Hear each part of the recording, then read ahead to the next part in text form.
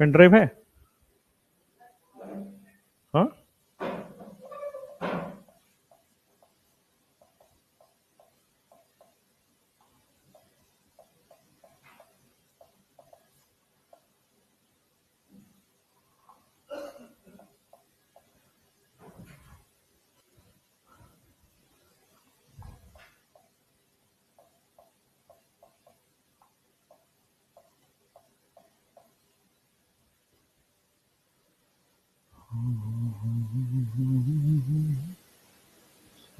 Comment कैसे दिखेंगे?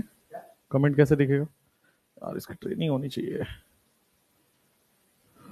आ गया?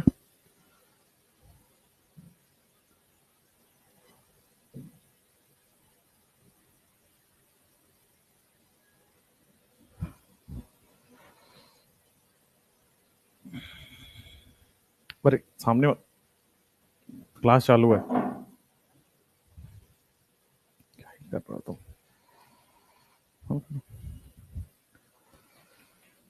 How will I see comments? How will I see comments? How will I see comments?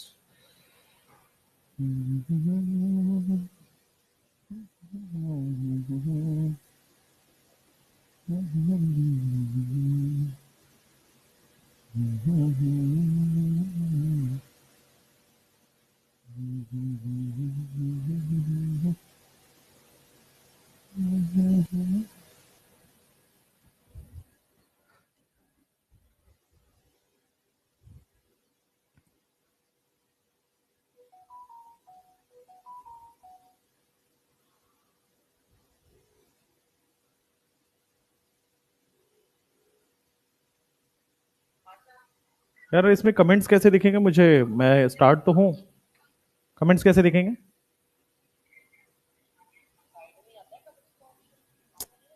मैं नहीं, मेरे पास तो वेव खुल गया। उसके बाद how will I see comments on the screen?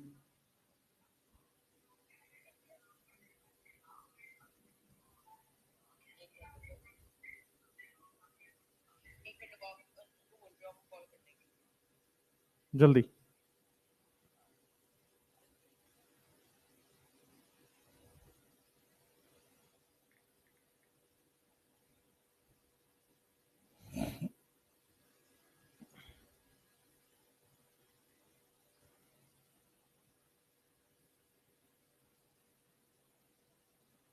How will I see chats? इधर तो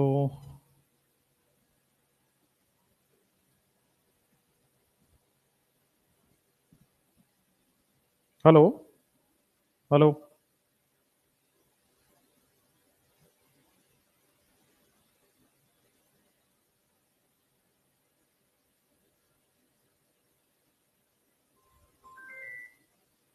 चैट्स कैसे दिखेंगे मुझे? चैट, चैट, क्लासरूम का चैट कहाँ पे?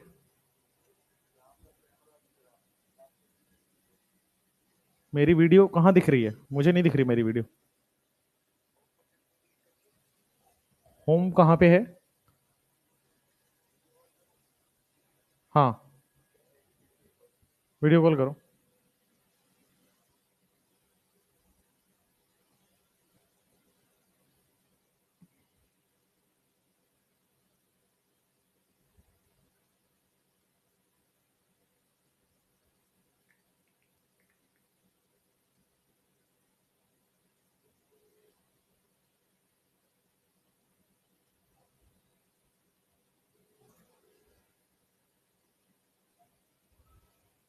हम्म।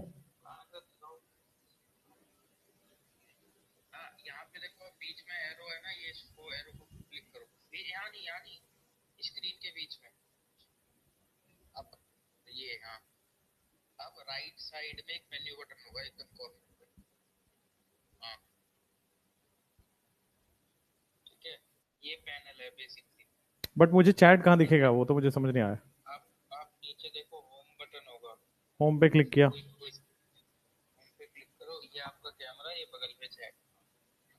मुझे सामने कैसे दिखाऊं यार? इसको इसको उठा के वहां ले जाऊं?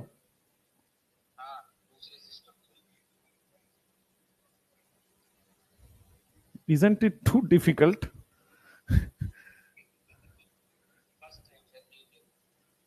चलो भाई, कर लिया। अभी चैट उसमें सामने दिखेगा, राइट? बच्चा लिख रहा है नो ऑडियो नो वीडियो, ऐसा क्यों?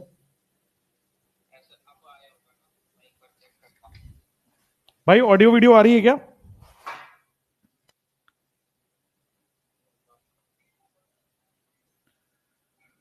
ऑडियो वीडियो आ रही है क्या बच्चों? स्टार्ट करें? Hello hello hello hello, all clear? ठीक है। अंशुल आ रही है आवाज? Hello hello hello, audio and video is clear, right? First day है भाई, हमें भी सीखना पड़ता है। Everything in life has to be learned. Life is very unfair, है ना? बिल्कुल सही बात है। तुम्हें बाकी नहीं करना है, तुम्हें वीटी सर इन ब्लैक बस यही दिख रहा। आ रही है ना? क्लाउड काट दो फोन। चलो भाई, बढ़िया बढ़िया। चलो स्टार्ट करते हैं। ये सब तामझाम तो है अपने पास भाई, बोर्ड और पेन होना चाहिए, दैट्स इट। चलिए तो बात करते हैं पहले आपसे केमिस्ट्री का, राइट? पहले आपसे बात करते हैं बच्चों केमिस्ट्री का। सर बट इनऑर्गेनिक थी ना, इनऑर्गेनिक है ऑर्गेनिक है, अभी समझाएंगे। पहले बात करेंगे केमिस्ट्री का, ठीक है? कैसी चल रही है आपकी तैयारी और क्लासेस कैसी चल रही है? सब कुछ समझ में आ रहा है? एक बार जल्दी से बता दीजिए। Everything is clear? Bio, physics, chemistry वैसे तो मुझे नहीं पूछना चाहिए बिकॉज लेकिन ओवरऑल आपकी डेवलपमेंट में कोई दिक्कत ना हो, किसी तरह से कोई हेल्प हो पाए तो मैं करा सकता हूं, इसलिए मैं पूछ लेता हूं। सब अच्छा चल रहा है? एवरीथिंग क्लियर हो रहा है? मजा आ रहा है? बहुत ज्यादा अच्छा चल रहा है, वेरी गुड। तो वेडनेसडे के दिन आपकी मेरी क्लासेस के बारे में मैं बता देता हूं। वेडनेसडे के दिन बच्चों आपको मेरी क्लास मिलेगी थर्ड स्लॉट में। वेडनेसडे के दिन बेटा थर्ड स्लॉट में मेरी क्लास मिलेगी, राइट? और बाकी जो थर्सडे एंड फ्राइडे है, बाकी जो अपने पास थर्सडे एंड फ्राइडे है, इस दिन आपके पास सेकंड स्लॉट में क्लास है। क्लियर है बात? इस दिन सेकंड स्लॉट में बच्चों आपके पास ये क्लास होगी, ठीक? अच्छा, क्लास के बाद जैसी आपकी क्लास होगी, मिनिमम 2 क्लास आपको मेरे साथ करना है फ्रीक्वेंसी सेट करने के लिए। अगर मेरे से कोई पहली बार पढ़ रहा है तो कम से कम 2 क्लास आपको पढ़नी पड़ेगी, तब जाके मेरे से फ्रीक्वेंसी सेट होगा और फिर पता लगेगा कि मैं बेसिक नहीं, एकदम पाताल में जाके बेसिक उठा के फिर पढ़ाता हूं, ठीक? हो सकता है कुछ चीजें अभी जो मैं आपको बताऊं वो आगे आने वाले चैप्टर से रिलेट हो। मैं हर बार यही कर देता हूं, आगे आने वाली चैप्टर से रिलेट हो, और कुछ टॉपिक्स, कुछ चीजें बहुत 100% क्लियर ना हो। 90% चीजें मक्खन की तरह क्लियर होंगी, 10% चीजें हमेशा रहती है जो आगे वाली टॉपिक से कनेक्टेड है। उसके लिए घबराना नहीं है, छाती नहीं पीटना है ना? उसके लिए क्या करना है? पेशेंस रखना है। जैसे जैसे टॉपिक्स आगे बढ़ते जाएंगे वो 10% भी मक्खन क्लियर होते जाएंगे। रही बात कि सर बेसिक से पढ़ाएंगे या ड्रॉपर की तरह पढ़ाएंगे, बेटा मैं ऐसा पढ़ाऊंगा जैसा आप आज से पहले केमिस्ट्री नहीं पढ़े हो, मैं वैसा पढ़ाऊंगा। मतलब मुझे भी कभी कभी आपको भी डाउट होगा कि सर आप ये क्यों पढ़ा रही हो, ये तो आता है, बट मुझे बताना है वो चीज। इसीलिए आपका केमिस्ट्री स्ट्रांग भी होगा। जब आप एंड कर रहे होगे सिलेबस में, तो आपको ये आइडिया दे देता हूं पहले से कि मैं इस बैच में आपका इनऑर्गेनिक केमिस्ट्री लेने वाला हूं और ऑर्गेनिक केमिस्ट्री लेने वाला हूं। कुल मिला के 50 में से 30 क्वेश्चन का जिम्मा मेरा है, 50 में से 32 क्वेश्चन का जिम्मा मेरा है। 16-16 क्वेश्चन मान लेते हैं, 32 क्वेश्चन का जिम्मा मेरा है, ठीक है बच्चों? जब आप सिलेबस एंड कर रहे होंगे तो ये 32 के 32 क्वेश्चन, इसमें से 30/32 तो आपके हम नोट से आएंगे। अगर कोई आपको ये क्लेम कर रहा है कि हर चीज नोट से आ रहा है, that is a wrong claim, ये बात समझिएगा, ठीक है?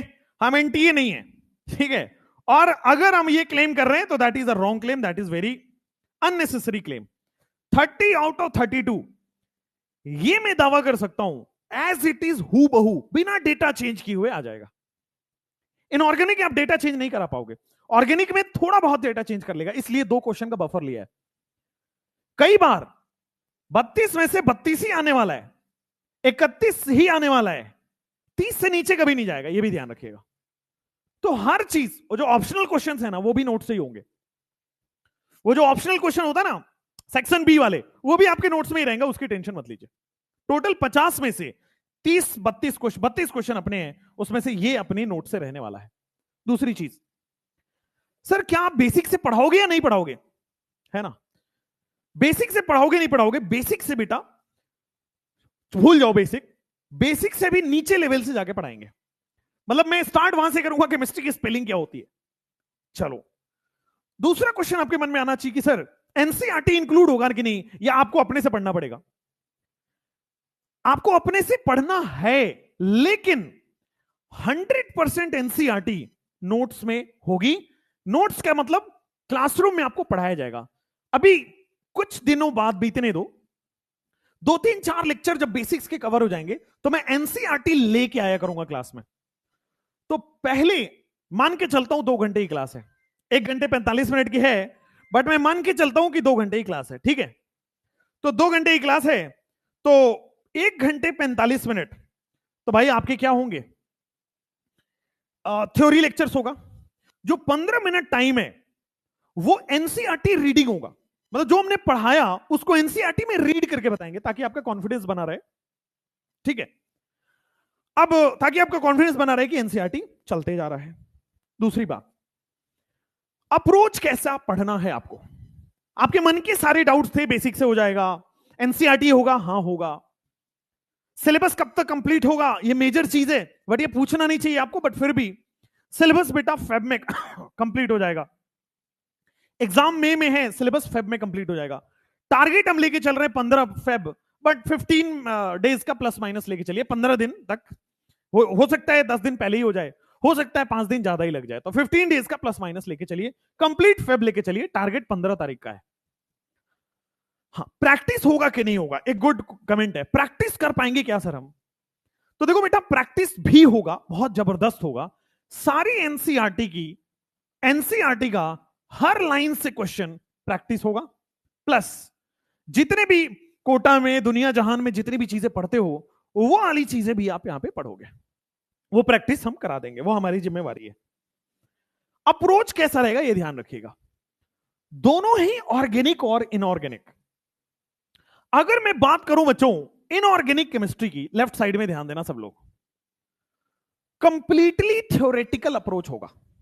मतलब जैसे आप बायो में पढ़ते हो ना कि भाई सेल है, सेल वॉल है, प्रोकैरियोटिक सेल, यूकैरियोटिक सेल, इतना ही पता है मुझे बायो, इससे ज्यादा नहीं आती। अब जो होता है आईयूसी, जैसा बायो में आप पढ़ते हो कि होता है, आप ये सवाल नहीं कर सकते कि सेल क्यों होता है, ठीक है? ये सब नहीं पूछ सकते कि भाई हीमोग्लोबिन क्यों होता है, राइट? लेकिन जैसा आप बायो में पढ़ते हो, डाइजेस्ट करते हो, सेम एज बायो आपको आईओसी में भी डाइजेस्ट करना है, सेम एज बायो। हाँ, इसमें लॉजिक्स होगा, रटना मना है, पहली बात तो रटना नहीं है कुछ, लॉजिक्स के थ्रू एक्सप्लेन होगा और साथ साथ में हम कराते चलेंगे, सेम एज बायो आपका कॉन्सेप्ट ही रखेंगे, ठीक है? अब बायो जैसा कॉन्सेप्ट है तो क्या आपको शॉर्ट नोट्स बनाना चाहिए? बिल्कुल बनाना चाहिए। अब शॉर्ट नोट्स बनाने के 2 तरीके। कई सारे ऐसे बच्चे होंगे आप में से, कई सारे बच्चे होंगे आप में से जो एनसीईआरटी में ही पहले तो लेक्चर नोट्स बनाते, फिर एनसीईआरटी पढ़ते हैं, और एनसीईआरटी में ही लेक्चर के इंपॉर्टेंट पॉइंट जो उनको लगता है वो नोट करते जाते हैं। एनसीईआरटी में ही लेक्चर के इंपॉर्टेंट पॉइंट्स नोट करते जाते हैं, ठीक है? अच्छा, तो एक शॉर्ट नोट्स वो हुआ कि आप एनसीईआरटी किताब लो और एनसीईआरटी किताब में ही आप क्या कर लो, जो अपने लेक्चर नोट्स बनाए हैं वो आप कर लो। एक और चीज जो मेजर डाउट है कि सर लेक्चर नोट्स तो हम बना लेंगे, लेक्चर नोट्स तो हम बना लेंगे, लेकिन अगर लास्ट ईयर का बना हुआ है तो मुझे नया बनाना है कि नहीं बनाना है ना? ये डाउट है ना मन में, इधर लास्ट ईयर का बना हुआ है, क्यों ही बनाना है नया, why to go for a new, उसी को पढ़ लेंगे ना। देखो, अगर आपको लगता है कि सब कुछ याद है तो आप नहीं बनाइए, लेकिन अगर लगता है कि नहीं नहीं सर मुझे रिफ्रेश, एक नई एनर्जी, नई उमंग, नया जोश के साथ पढ़ना है, सब कुछ क्लास में याद करना है, कंसंट्रेशन के साथ पढ़ते रहना है, तो उस नोट्स को मत यूज करिएगा, मेक अ न्यू नोट्स। क्या करोगे, सामने टीवी की तरह देख के, मूवी की तरह देख के बोर होगे ना, make it feel like a classroom की तरह फील लेके पढ़िएगा। इसलिए आपको प्रॉपर लिखना है, समझना है, फिर लिखना है, फिर समझना है, फिर लिखना है, फिर समझना है। राइट है? क्लियर है? चलिए, अब उसके बाद शॉर्ट नोट्स नंबर 1 है कि एनसीईआरटी में ही ऐड ऑन कर लिया। दूसरा, कई लोग क्या करते हैं, अपने लेक्चर नोट्स में एनसीईआरटी पढ़ते हैं, लेक्चर नोट्स में एनसीईआरटी को लिख लेते हैं। दोनों तरीका सही है। कई बार आप लेक्चर नोट्स में एनसीईआरटी को लिखो या एनसीईआरटी में लेक्चर नोट्स को लिखो, बात एक ही है। क्लियर हुआ? हाँ, आपके पुराने नोट्स हैं, सही बात है, 80% 85% सेम ही रहने वाला है। हाँ, 10-20% हर साल चेंज होता है, क्योंकि अब इस साल जो क्वेश्चन आया उस हिसाब से पढ़ाएंगे आपको, 10-20% का ही माइनर चेंज होगा। चलिए, अब आते हैं नेक्स्ट, 1 पेज नोट्स बनाना है क्या? हाँ, बना सकते हैं, कोई डाउट नहीं है, समय है तो बना सकते हैं। लेकिन मैं आपको 1 पेज नोट्स है ना, ये जिसको बोलते हैं शॉर्ट नोट्स, वो मैं आपको बना बनाया दूंगा। 1 पेज नोट्स इंक्लूडिंग एनसीईआरटी, वो मैं, मेरा हार्डवर्क है, वो मैं बना बनाया आपको दूंगा, और हर साल बनता है, इस साल भी बनेगा और आपको बना के हम देंगे। अब आपके मन में लास्ट डाउट ये होना चाहिए, आपके मन में लास्ट डाउट ये होना चाहिए कि सर, ये मेरे 32 में से 32 क्वेश्चन कैसे सही हो? क्या सबका डाउट यही है? एक बार चैट में लिखना, क्या सबका डाउट यही है कि सर मेरे 32 में से 32 क्वेश्चन सही होने चाहिए? अगर हम वीटी सर से पढ़ रहे हैं और 32 में से 32 सही नहीं हुआ तो बेटा आपकी नहीं मेरी बेइज्जती है। सबका डाउट ये कि एक तरीका बताओ, एक लाइन में आज आंसर बता दो कि सारे 32 में से 32 क्वेश्चन आप सही कराओगे, आपका सही होगा। वो क्या तरीका है? तो let me tell you very frankly, केवल एक तरीका है जिसने उसको फॉलो किया है उसका सिलेक्शन हुआ है।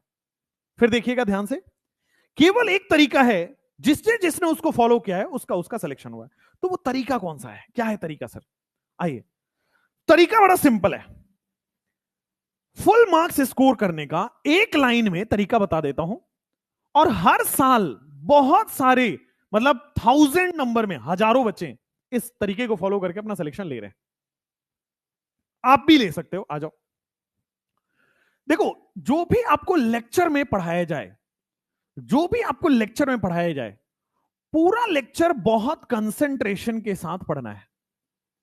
पूरा लेक्चर बहुत कंसंट्रेशन के साथ बच्चों आपको पढ़ना है। लेक्चर कंसंट्रेशन में पढ़ना है, ठीक है? कोशिश ये करना है कि यहीं पे याद होता रहे। कोशिश ये रखना है कि यहीं पे बेटा याद होता रहे। जैसे आप दिमाग में, माइंड में बनाते रहो, मतलब सोचो, राइट? सोचो टॉपिक के बारे में, जितना सोचोगे, 2 बार सोचोगे, 4 बार सोचोगे, इसका डेफिनेशन ये है, इसका एग्जांपल ये लिखाया, इसमें ये बताया, सोचना पड़ेगा बार बार। तो लेक्चर में कंसंट्रेशन से पढ़ना, याद करना है। और प्लीज लेक्चर के साथ नोट्स भी लिखिए। देखो क्या होता है ना, हम लोग स्किप करते हैं कि सर पुराना साल तो नोट्स बनाए ही थे, तो बेटा पुराना साल सिलेक्शन नहीं हुआ था। अगर हम वही तरीके करेंगे जो पुराने साल में किए थे तो रिजल्ट भी वही होगा जो पुराने साल का है। अगर हमें कुछ नया रिजल्ट चाहिए तो इस नए साल में नए तरीके से पढ़ना होगा। तो आप क्या सोच रहे हो कि लेक्चर नोट्स पुराने सर हम आपकी फिल्म की तरह देखेंगे, बहुत मजा आएगा, हीरो की एंट्री होगी, विलन की एंट्री होगी, बहुत ऐसा कुछ नहीं होने वाला है। ये एक कठिन तपस्या है, बड़ी कंसंट्रेशन के साथ अच्छे से पढ़ना होगा। होता क्या है, मैं क्यों आपको बार बार लेक्चर नोट्स बनाने के लिए फोर्स कर रहा हूं? When you right a thing, जब आप लिखते हो ना, तो आपका हाथ चल रहा होता है, आपका दिमाग चल रहा होता है, और बोल बोल के लिखते हो। तो आप बोल पा रहे हो, आप सोच पा रहे हो, आप लिख पा रहे हो, आपका ब्रेन एक्टिव है, लॉन्ग टर्म मेमोरी के लिए बड़ा काम आएगा। ठीक है? लॉन्ग टर्म मेमोरी के लिए बच्चों ये लेक्चर नोट्स बड़ी काम आने वाला है। तो वी विल गो, हमें लेक्चर नोट्स बनाना है, ठीक है? मैंने क्या बोला कि सर लेक्चर को बड़े ध्यान से देखना है, क्योंकि यहां से मैक्सिमम काम आपका यहां से हो जाएगा, क्योंकि यहीं पे एनसीईआरटी कवर हो रहा है, यहीं पे एनसीईआरटी लाइन से क्वेश्चन बन रहा है, यहीं पे एनसीईआरटी का इंटेक्स सॉल्व हो रहा है, यहीं पे एनसीईआरटी का बैक एक्सरसाइज सॉल्व हो रहा है, सब कुछ हो रहा है यहीं पे। आइए, जब ये हो गया सर, लेक्चर हो गया ना, इसके बाद क्या करें? सर इसके बाद आपको क्या करना है, जो भी लेक्चर हुआ, लेक्चर एंड होने के बाद आज शाम तक लेक्चर नोट्स बेटा घर पे रिवाइज करना है। लेक्चर नोट्स बेटा क्या करना है, घर पे रिवाइज करना है। अच्छी बात है, लेक्चर नोट्स रिवाइज करना है। जो भी आपने लेक्चर किया, जो भी पढ़ाया गया, उसको रिवाइज करना है। रिवाइज से कंफ्यूज नहीं होना बेटा, रिवाइज का मतलब रिमेंबर ही है, याद करना है। नीट एक मेमोरी का गेम है। 180 मिनट्स में 180 क्वेश्चन करने करने के लिए कैपेबल तभी होगे जब आपको याद है चीजें। रिवाइज नहीं करना, ऐसा नहीं है एक बार पढ़ लिया आपको लगता है रिवाइज हो गया सर, नो। याद हुआ क्या? क्या मैं उस 4 पेज 5 पेज से मैं कुछ भी पूछ दूं तो आपको याद है क्या? तुरंत टिप्स पे आ गया। उसको कहते हैं रिवाइज, यानी कि याद करना। लेक्चर पढ़ा फुल कंसंट्रेशन से, कोशिश रहेगी याद करने की, यहीं पे नोट्स बनाया ताकि लॉन्ग टर्म मेमोरी रहे, और लेक्चर नोट्स को रिवाइज किया। और जो भी टॉपिक पढ़ा बेटा उसके 50 क्वेश्चन करने की, 50 क्वेश्चन आप, जो भी टॉपिक आप करोगे उसके 50 क्वेश्चन आप करिए। ध्यान दीजिए क्या बोल रहा हूं मैं, जो भी टॉपिक आप करो उसके 50 क्वेश्चन आपको करने हैं। कैसे करने? आओ, तो 50 क्वेश्चन कैसे कैसे करना है, तो देखो आपके पास मिलेगा डेली प्रैक्टिस प्रॉब्लम, डीपीपी हम देंगे। अभी 1-2 लेक्चर शुरुआत का, आज लेक्चर 1 है, शुरुआत के लेक्चर में नहीं देंगे क्योंकि ये बहुत बेसिक है, इससे क्वेश्चन बनते ही नहीं है, थ्योरी है, ठीक है। लेक्चर 2 में भी नहीं देंगे। हाँ, लेक्चर 3 लेक्चर 4 से मिलना चालू हो जाएगा सही वाली डीपीपीस। अभी देंगे, बेसिक डीपीपीस होंगी वो देंगे, ठीक है। बट मैं चैप्टर वाइज की बात कर रहा हूं, जब मैं स्टार्ट करूंगा एक चैप्टर तो उसकी बात कर रहा हूं। चलो, तो 50 क्वेश्चन की डीपीपी, 50 क्वेश्चन कहां से करोगे? डीपीपी प्लस बेटा आपके पास एक मॉड्यूल का होना अनिवार्य है। अब आप ये नहीं कहना कि सर मॉड्यूल अब तो हमने लिया नहीं है, नहीं लिया है तो ले लो। कहोगे सर पैसे नहीं है, बेटा अगर आपको करना है, जिसको करना होता है ना वो कहीं से कैसे भी करके जुगाड़ करके कर लेता है, वो बहाने नहीं बनाता, वो एक्सक्यूज नहीं बनाता। 1000 प्रॉब्लम आपके पास है, 1001 प्रॉब्लम मैं अपने गिना सकता हूं। आप 2000 गिनाओगे, मैं 2001 जरूर गिना दूंगा। तो प्रॉब्लम गिनाते रहेंगे, कोई बात नहीं। बिना सेलेक्ट हुए, बिना सक्सेसफुल हुए हम साइड हो सकते हैं जिंदगी में। और भी लोग हैं जो बिना प्रॉब्लम के मेहनत कर रहे हैं, बिना प्रॉब्लम गिनाए, है ना। अब क्या होगा, हम क्या कह रहे हैं, डीपीपी तो है ही, साथ में बेटा तत्वा मॉड्यूल जो है हमारा, ये बहुत इसी से सवाल आपको करने हैं क्योंकि हम हर दिन डीपीपी देंगे और तत्वा मॉड्यूल देंगे। अगर आपके पास, अब देखो ये क्या है कि कई लोग इसको बोल रहे हैं कि सर ऑनलाइन तो है ही, अगर आप ऑनलाइन कर पा रहे हैं सो मच सो गुड, इसीलिए तो आपको फ्री में प्रोवाइड कराया है। लेकिन अगर आपके पास ये ऑफलाइन मोड में है तो बहुत ही आसान होगा। हर दिन का 20 मिनट 25 मिनट बार बार आप वो खोलोगे, लैपटॉप में खोलोगे या मोबाइल में खोलोगे, बार बार अप डाउन करना, सामने किताब है, पलटे पेज नंबर 4 में 40 क्वेश्चन पढ़ा हुआ है, लो बनाओ आगे बढ़ो, ठीक है। तो रिकमेंडेड है तत्वा मॉड्यूल ऑफलाइन में। ऑफलाइन का मतलब घर मंगा लो, ठीक है, और प्रैक्टिस करो बड़े अच्छे से। करना क्या है, ध्यान देना, यही लाइन है, लेक्चर नोट्स रिवाइज और 50 क्वेश्चन। इसमें 32 में से 32 क्वेश्चन करने के लिए आप खुद से एनसीईआरटी पढ़ लोगे तो ये गारंटी है, खुद से एनसीईआरटी पढ़ लोगे तो ये गारंटी है बेटा आपका कि फुल में फुल आ जाएगा। खुद से एनसीईआरटी पढ़ो, ये गारंटी है आपका कि फुल में फुल आ जाएगा आपके पास, गारंटी। अच्छा, गारंटी क्यों ले रहे? क्योंकि पहले हो चुका है, already tried and tested and proven model है, तो आपका भी हो जाएगा। एक्साइटेड हैं, एक नई जर्नी स्टार्ट करने के लिए आप सब एक्साइटेड हैं। एक लाइन बोलूंगा और ये जब एंड कर रहा हूं ना, ये लाइन को रिपीट करूंगा। इस बैच से बहुत सारे डॉक्टर्स बनेंगे, हजारों डॉक्टर्स बनेंगे। इस बैच से फुल में फुल भी आएगा, इस बैच से 720 में से 720 भी आएगा, इस बैच से 700 से ऊपर बहुत सारे लोग होंगे, 680 से ऊपर हजारों लोग होंगे, 650 से ऊपर कई हजारों लोग होंगे, और सिलेक्ट होने वाले कई हजार होंगे। ठीक बात है, लेकिन इन नंबर्स में आपका जगह बनाना जरूरी है। और आपका जगह तब होगा जब हर चैप्टर स्ट्रांग हो, हर टॉपिक स्ट्रांग हो, हर सब्जेक्ट स्ट्रांग हो, हर टेस्ट अच्छे से दिया है, हर डीपीपी को अच्छे से सॉल्व किया है, हर मॉड्यूल को अच्छे से सॉल्व किया है, हर दिन आपने 10 घंटे 12 घंटे की मेहनत की है। अब यहां पे कम समय लेके एक और चीज ऐड कर देता हूं, कम समय लेके एक और चीज बच्चों ऐड कर देता हूं। एक बात को ध्यान रखना, पूरे ऑनलाइन पढ़ रहे हो ना, ऑफलाइन वालों को तो बेटा डंडे से मार के पढ़ाया जा सकता है। आप ऑनलाइन पढ़ रहे हो, आओ ऑनलाइन पढ़ रहे हो बेटा, सेल्फ डिसिप्लिन बहुत जरूरी है। Self discipline is very very necessary, self discipline बहुत जरूरी है। अब आओ एक बार बताते हैं वापस, इसका मतलब क्या होता है। ये बड़े बड़े अंग्रेजी के वर्ड्स हैं, इसमें पढ़ना नहीं है। एक्चुअली में मोटा मोटा 2 घंटे का बायो फिजिक्स चलेगा आपके यहां रोज, मोटा मोटा 2 घंटे केमिस्ट्री क्लास चलेगी और मोटा मोटा 2 घंटे की बायो की क्लास चलेगी। अगर आप ये सोच रहे हो कि सर पहले तो मैं फिल्म की तरह लेक्चर देखूंगा, फिर मैं लेक्चर खत्म होने के बाद पॉज कर करके नोट्स बनाऊंगा, तो ये महापाप है, सिलेक्शन नहीं होगा, पहले ही बता देता हूं। लेक्चर के साथ ही नोट्स बनाना पड़ेगा, दिमाग को थोड़ा फास्ट होने के लिए ट्रेन करना पड़ेगा, ठीक है। 2 फिजिक्स 2 केमिस्ट्री 2 बायो, ये तो हम करा रहे हैं, जिसको हम बोलते हैं बेटा कोचिंग करा रहे हैं आपको, ऑनलाइन कोचिंग जिसको हम बोल रहे हैं, ऑनलाइन कोचिंग हम करा रहे हैं। साथ में ही लेक्चर पढ़ना है, साथ में ही नोट्स बनाना है, बड़ी बेसिक से चलेंगे सब लोग। मतलब इस बैच की सबसे बड़ी खासियत यह है, हर टीचर अपने आप में इतना धुरंधर है कि आपके फुल में फुल मार्क्स ला सकता है, हर टीचर। मैं तो फिर भी हार्डवर्क से मैं अपने आप को कर लाऊंगा, मेरे से कई गुना अच्छे लोग यहां पे पढ़ा रहे हैं आपको, ठीक है। बाकी अपन हार्डवर्क करके अपन निकाल जाएंगे, टेंशन मत लो, हार्डवर्क में इतनी काबिलियत है ना, कुछ भी हो सकता है। आ जाओ, सिलेक्शन तब होगा जब ये करने के बाद एवरी डे, अगर आप ये करने के बाद 2 आवर फिजिक्स की प्रैक्टिस कर रहे हो क्या, 2 घंटे केमिस्ट्री की प्रैक्टिस कर रहे हो क्या, 2 घंटे बायो की प्रैक्टिस कर रहे हो क्या। प्रैक्टिस का मतलब क्या हुआ, ये 50 क्वेश्चन फिजिक्स में, 50 क्वेश्चन केमिस्ट्री में, 50 क्वेश्चन बायो में लगा रहे हो क्या हर टॉपिक पे, तो सिलेक्शन हो जाएगा, ठीक ना। 50 question chemistry, 50 question bio, 50 question physics, ये हर दिन कर रहे हो क्या, तो सिलेक्शन हो जाएगा बड़े अच्छे से, ठीक है। आ जाओ, अब आ जाओ, इसके बाद हर दिन एनसीईआरटी पढ़ रहे हो क्या, हर दिन एनसीईआरटी पढ़ रहे हो क्या, ये रोज दिन अपने से सवाल करना, every day get up and ask this question, क्या मैं 6 घंटे कोचिंग के बाद 6 घंटे सेल्फ स्टडी किया, 6 घंटे कोचिंग 6 घंटे सेल्फ स्टडी करने के बाद सोने से पहले एनसीईआरटी पढ़ के सोया। अगर आप अगले 10 महीने, बेटा कितने वो बचे हैं, कितने मंथ बचे हैं आपके पेपर में, कितने मंथ बचे बेटे आपके पेपर में, 10 महीने, राइट। अगर आप ये 10 महीने करते रहे रेगुलर कंसिस्टेंट होके, इसी को कहते हैं सेल्फ डिसिप्लिन।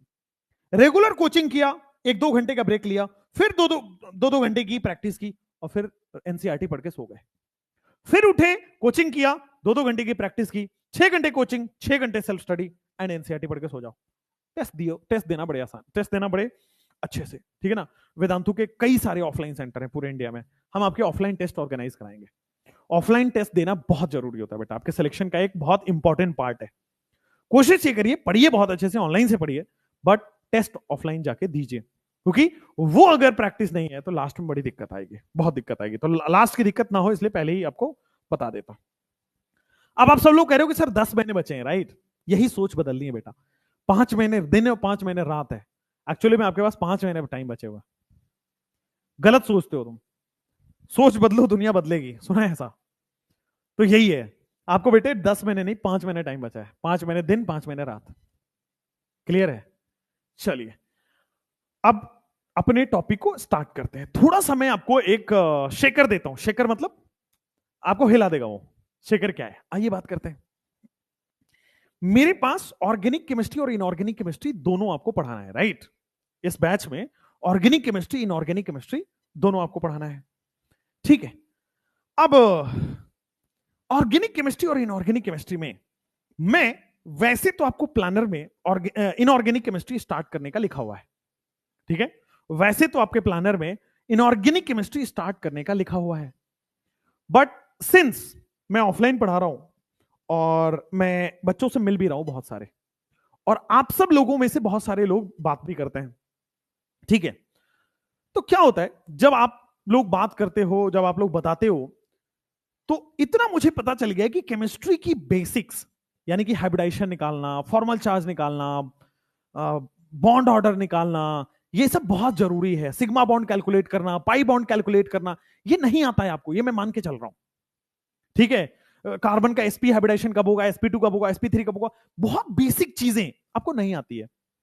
और अगर मैं बिना बेसिक किए आगे बढ़ गया तो आपके साथ कहीं ना कहीं नाइंसाफी होगी। तो इनऑर्गेनिक केमिस्ट्री पढ़ने से पहले बेसिक कवर करना जरूरी है, और वो बेसिक आपके ऑर्गेनिक केमिस्ट्री में है। तो मैं आपसे पूछना चाहता हूं, क्या आप ऐसा चाहते हो कि मैं आपको ऑर्गेनिक कराऊं पहले बेसिक्स के साथ पूरा कंप्लीट और फिर इनऑर्गेनिक कराऊं, या फिर बेसिक करा के सर इनऑर्गेनिक पे आ जाओ, ऑर्गेनिक बाद में पढ़ेंगे। How many of you want? मेरे पास दोनों ऑप्शन है भाई, I can teach anything, but पहले 3 लेक्चर आपके बेसिक के ही होंगे, ये फिक्स है। चाहे ऑर्गेनिक स्टार्ट हो चाहे इनऑर्गेनिक स्टार्ट हो, डिपेंड आप पे करता है, बट पहले बेसिक कराओ फिर आईओसी करा दो, आप बताओ how do you want? Organic first कराएं या इनऑर्गेनिक फर्स्ट कराएं? अब इसके कुछ प्रोज एंड कॉन्स भी आपसे डिस्कस कर लेते हैं। देखिए, ऑर्गेनिक इनऑर्गेनिक के लिए लिखा मैंने कि वो बायो की तरह है, ऑर्गेनिक बायो की तरह नहीं है। ऑर्गेनिक सोचना पड़ेगा, दिमाग डेवलप करना पड़ेगा, हर चीज आपको विजुअलाइज होना चाहिए कि लोन पेयर वहां अटैक कर रहा है, क्यों कर रहा है, ये विजुअलाइज होना चाहिए। ठीक है, वोट करवा लें, अब ये बड़ी इशू है, ठीक ना, क्योंकि वोटिंग वाला सिस्टम जो है, वोट कहां से होता है, do you have any idea? अब ये इशू है भाई, अपने को आती नहीं है वो चीजें, ये सीखनी है, सीखेंगे भाई, आपके साथ ही सीख लेंगे। नहीं भाई नहीं, ये कुछ दबाते नहीं है, वरना पता लगा ना वैसे सिखाया गया था, हमारी गलती है कि हमने सीखा नहीं है, तुम्हारा मास्टर थोड़ा इन सब चीजों में गड़बड़ है। खैर कोई नहीं, वोटिंग करा लेते हैं आपसे। कैसे करोगे? वो है क्या आपके पास कुछ वोट कराने वाला? पोल कहां से आता है पोल? भाई ऐसा ना हो कि मैं कुछ दबाऊं बंदी हो जाए, ये गड़बड़ है। वैसे वैसे वैसे वैसे वैसे are you sure the action can not? अरे नहीं भाई, मैं श्योर नहीं हूं, ये तो हैं सारे वैसे वाले options.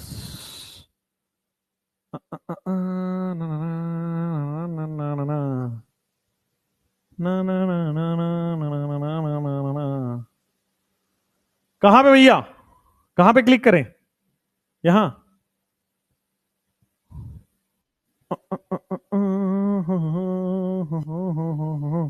Quick quiz, okay okay okay, ये सही है भाई, ये सही है। स्टार्ट हॉटस्पॉट, जिसको ऑर्गेनिक चाहिए वो लिखेंगे यस, जिसको इनऑर्गेनिक पहले पढ़ना है वो लिखेंगे नो। ध्यान से देखिएगा, जिसको ऑर्गेनिक पहले पढ़ना है उसको करेंगे यस, इनऑर्गेनिक वाले नो। ध्यान से करेंगे, ओसी यस, आईओसी नो। चलिए, OC yes, IOC no, OC yes, OC yes हो, ओसी हो, सही बताओ? नहीं यार, सही बताओ, ऑर्गेनिक केमिस्ट्री तुम्हारा वीक है क्या, ज्यादा वीक है क्या? ओसी यस एंड आईओसी नो, वाह, जितने जल्दी से वोट कर दो सारे के सारे लोग, everyone I need your votes. OC yes and IOC no, and hotspot करें क्या? हॉटस्पॉट एंड हो गया और आपके पास ये रिजल्ट्स हैं भाई। अब बताओ क्या करना चाहिए, अब बताओ क्या करना चाहिए, मतलब तो फिर हमने आईओसी क्यों रखा है? तो तुमने प्लानर जब दिया गया तो तुमने बोला क्यों नहीं, पहले ये बताओ। तुम क्या ऐसे भाई अपनी डिमांड रखा करो, हम तुम्ही को तो पढ़ाने आए हैं, अपनी डिमांड रखा करो। अब मैं आईओसी स्टार्ट कर देता, अब मैं आईओसी स्टार्ट कर देता और फिर कहते अरे सर फिर ओसी ज्यादा प्रॉब्लमेटिक है आपके लिए, है ना, यही कह रहे हो ना कि सर ऑर्गेनिक केमिस्ट्री ज्यादा प्रॉब्लमेटिक है, तो आप पहले वो पढ़ा दो। एक और चीज आपको मैं बता देता हूं भाई, ऑर्गेनिक केमिस्ट्री प्रॉब्लमेटिक है, इसीलिए मैं ऑफलाइन में ऑर्गेनिक केमिस्ट्री ही पढ़ा रहा हूं। उन लोगों ने बोल दिया कि भाई ऑर्गेनिक केमिस्ट्री पढ़ाओ सर आप, ठीक है, पहले पहले मुझे वो पूरा फील दिलाओ। चलो, तो इतना तय हो गया आपकी क्लास में कि प्लानर होगा चेंज, नो डाउट, कोई प्लानर ही तो चेंज हो रहा, उसमें क्या दिक्कत है, दोनों पढ़ना है अपने को, तो पहले ओसी पढ़ लेंगे, कोई बात नहीं, बड़े मजा आया। अब इसके लिए मुझे थोड़ा बात करना पड़ेगा, बट मैं मना लूंगा, ये जैसे मैं आपने मुझे बना लिया कि ऑर्गेनिक पढ़ा दो, तो मैं ऑर्गेनिक पढ़ाऊंगा। ध्यान देना ये बात कि ऑर्गेनिक में बेटा मैं सवाल लिखूं, लिखते लिखते से पहले आपका जवाब आना चाहिए, इतना कॉन्फिडेंस आपको होना चाहिए अंदर से। ऑर्गेनिक फिर अगर स्टार्ट कर रहे हैं, इतनी हार्डवर्क करेंगे, बहुत सारे क्वेश्चन लगाना पड़ेगा, लगाओगे 100 आउट ऑफ 100 दिलाएंगे, आप टेंशन ना लो, बहुत सारे कराएंगे, ठीक है, ऑर्गेनिक को पूरा कराएंगे, लेकिन हमारी क्वेश्चन खत्म होने से पहले आपका जवाब आना चाहिए, इतना स्ट्रॉन्ग ऑर्गेनिक होना चाहिए, इतनी इतनी क्लैरिटी से बेसिक्स कवर होना चाहिए। अब बेसिक्स में आपको 4 चैप्टर कवर करने हैं बस, वो 4 चैप्टर बहुत स्ट्रांग हो गए तो बाकी के 5 चैप्टर है, टोटल 9 है, बाकी के 5 चैप्टर को मैं तोड़ के बहुत आसानी से करा दूंगा। बस 4 मेरे साथ कर जाओ, बाकी के 5 मेरी जरूरत भी नहीं पड़ेगी। कौन से 4? बेसिक ऑफ ऑर्गेनिक केमिस्ट्री पहला चैप्टर, आईयूपीएसी दूसरा चैप्टर, जीओसी तीसरा चैप्टर, आइसोमेरिज्म चौथा chapter. Basic of organic chemistry, IUPAC, GOC और आइसोमेरिज्म, बस इतना कर जाओ। हाइड्रोकार्बन अपने आप अच्छा होगा, मैं बताऊंगा कैसे होगा। अल्काइल हैलाइड अपने आप अच्छा होगा। Alcohol, phenol, ether, aldehyde, ketone, carboxylic, amines and biomolecule, बाकी के 6 चैप्टर, टोटल 10 हैं। बाकी के 6 चैप्टर मतलब आईयूपीएसी और जीओसी बेसिक ऑफ ऑर्गेनिक को मिला देते हैं तो टोटल 9 है, दोनों को अलग अलग कर दो टोटल 10 है। ठीक है, सारे चैप्टर ऐसे ही पढ़ेंगे, बिल्कुल सारे चैप्टर हम लोग ऐसे ही पढ़ेंगे। चलो तो एक काम करो, basic of organic chemistry he start करते हैं, right. Will start with organic chemistry only. ये वाली चीजें, ये ज्ञान की चीजें हैं, हटा देते हैं, ज्ञान की चीजें नहीं रखेंगे अपने पास। अब आते हैं कि sir basic of organic chemistry में पढ़ना क्या है। आइए ऑर्गेनिक केमिस्ट्री स्टार्ट करते हैं। आप बेसिक पढ़ते, ऑर्गेनिक पढ़ते तो भी ये पढ़ना था, इनऑर्गेनिक पढ़ते तो भी ये पढ़ना था, बेसिक्स आपको पढ़ना ही था। आते हैं कंटेंट क्या क्या पढ़ना है, what is in the syllabus. ये है बेसिक ऑफ ऑर्गेनिक केमिस्ट्री में 15 टॉपिक्स आपको पढ़ने हैं। कुल मिला के 14 टॉपिक है, 15वां मिसलेनियस है, मतलब मिक्स क्वेश्चन है, ध्यान दीजिएगा। न्यूट्रॉन में अपने नोट्स बनाए थे, ये नोट्स में फिर मैं बता रहा हूं, नोट्स या तो अब चूंकि बहुत आलसी आप हैं तो उसी नोट्स में ऐड सबट्रैक्ट कर लीजिए, या आपको लगता है कि नहीं नहीं सर नोट्स मैं दोबारा बनाऊंगा, फिर से मेहनत करूंगा, मैं रेडी हूं, आप कराओ मेहनत, मैं कर लूंगा, तो फिर आप नोट्स बना लो मेरे साथ। ठीक है, मैं पेन एक बार मुझे मिल जाए तो मजा ही आ जाए। पेन मिल गया मुझे, वाओ नाइस, इतने देर बाद बट मिल ही गया finally. Basics of organic chemistry में कुल मिला के आपको क्या पढ़ना है ये लिखेंगे, दिस इज द सिलेबस जो आपके बेसिक्स ऑफ ऑर्गेनिक केमिस्ट्री है। हम स्टार्ट कर रहे हैं बेटा बेसिक्स ऑफ ऑर्गेनिक है, ये दोनों जगह काम आएगा, ऑर्गेनिक और इनऑर्गेनिक दोनों में। तो आइए बेसिक्स से स्टार्ट करते हैं। सिलेबस बेसिक्स में 15 चीजें हैं। सबसे पहले ऑर्गेनिक कंपाउंड को पुराने जमाने में कैसे डिवाइड किया गया, थ्योरेटिकल टॉपिक है। इसमें बर्जिलियस थ्योरी और होलर थ्योरी आता है, होलर सिंथेसिस आता है। मॉडर्न कॉन्सेप्ट आएगा जिसमें कार्बन और उसके कैरेक्टरिस्टिक के बारे में पढ़ना है। स्ट्रक्चरल रिप्रेजेंटेशन की कंपाउंड्स को कैसे कैसे रिप्रेजेंट करते हैं। सिग्मा पाई बॉन्ड कितना होगा, बहुत सारे क्वेश्चन देखे होंगे, calculation of sigma and pi bond. Hybridisation निकालने सिखाएंगे, डिग्री निकालना सिखाएंगे, उसके बाद डीयू डिग्री ऑफ अनसैचुरेशन निकालना सिखाएंगे, जनरल फार्मूला निकालना सिखाएंगे, फंक्शनल ग्रुप वाले क्वेश्चन करेंगे, होमोलोगस सीरीज करेंगे, फिर classification of organic compound, alicyclic, aliphatic, aromatic, non cyclic, cyclic, ये सारी चीजें हम वहां पढ़ेंगे। तो कुल मिला के ये 15 टॉपिक्स हैं। जल्दी से अपने कॉपी में ये नोट डाउन कर लीजिए कि हमारे पास सिलेबस क्या है इस बेसिक्स ऑफ ऑर्गेनिक का। तो जब भी आप रिवाइज करने जाएं, ये दिमाग में होना चाहिए कि कोई टॉपिक छूटे ना।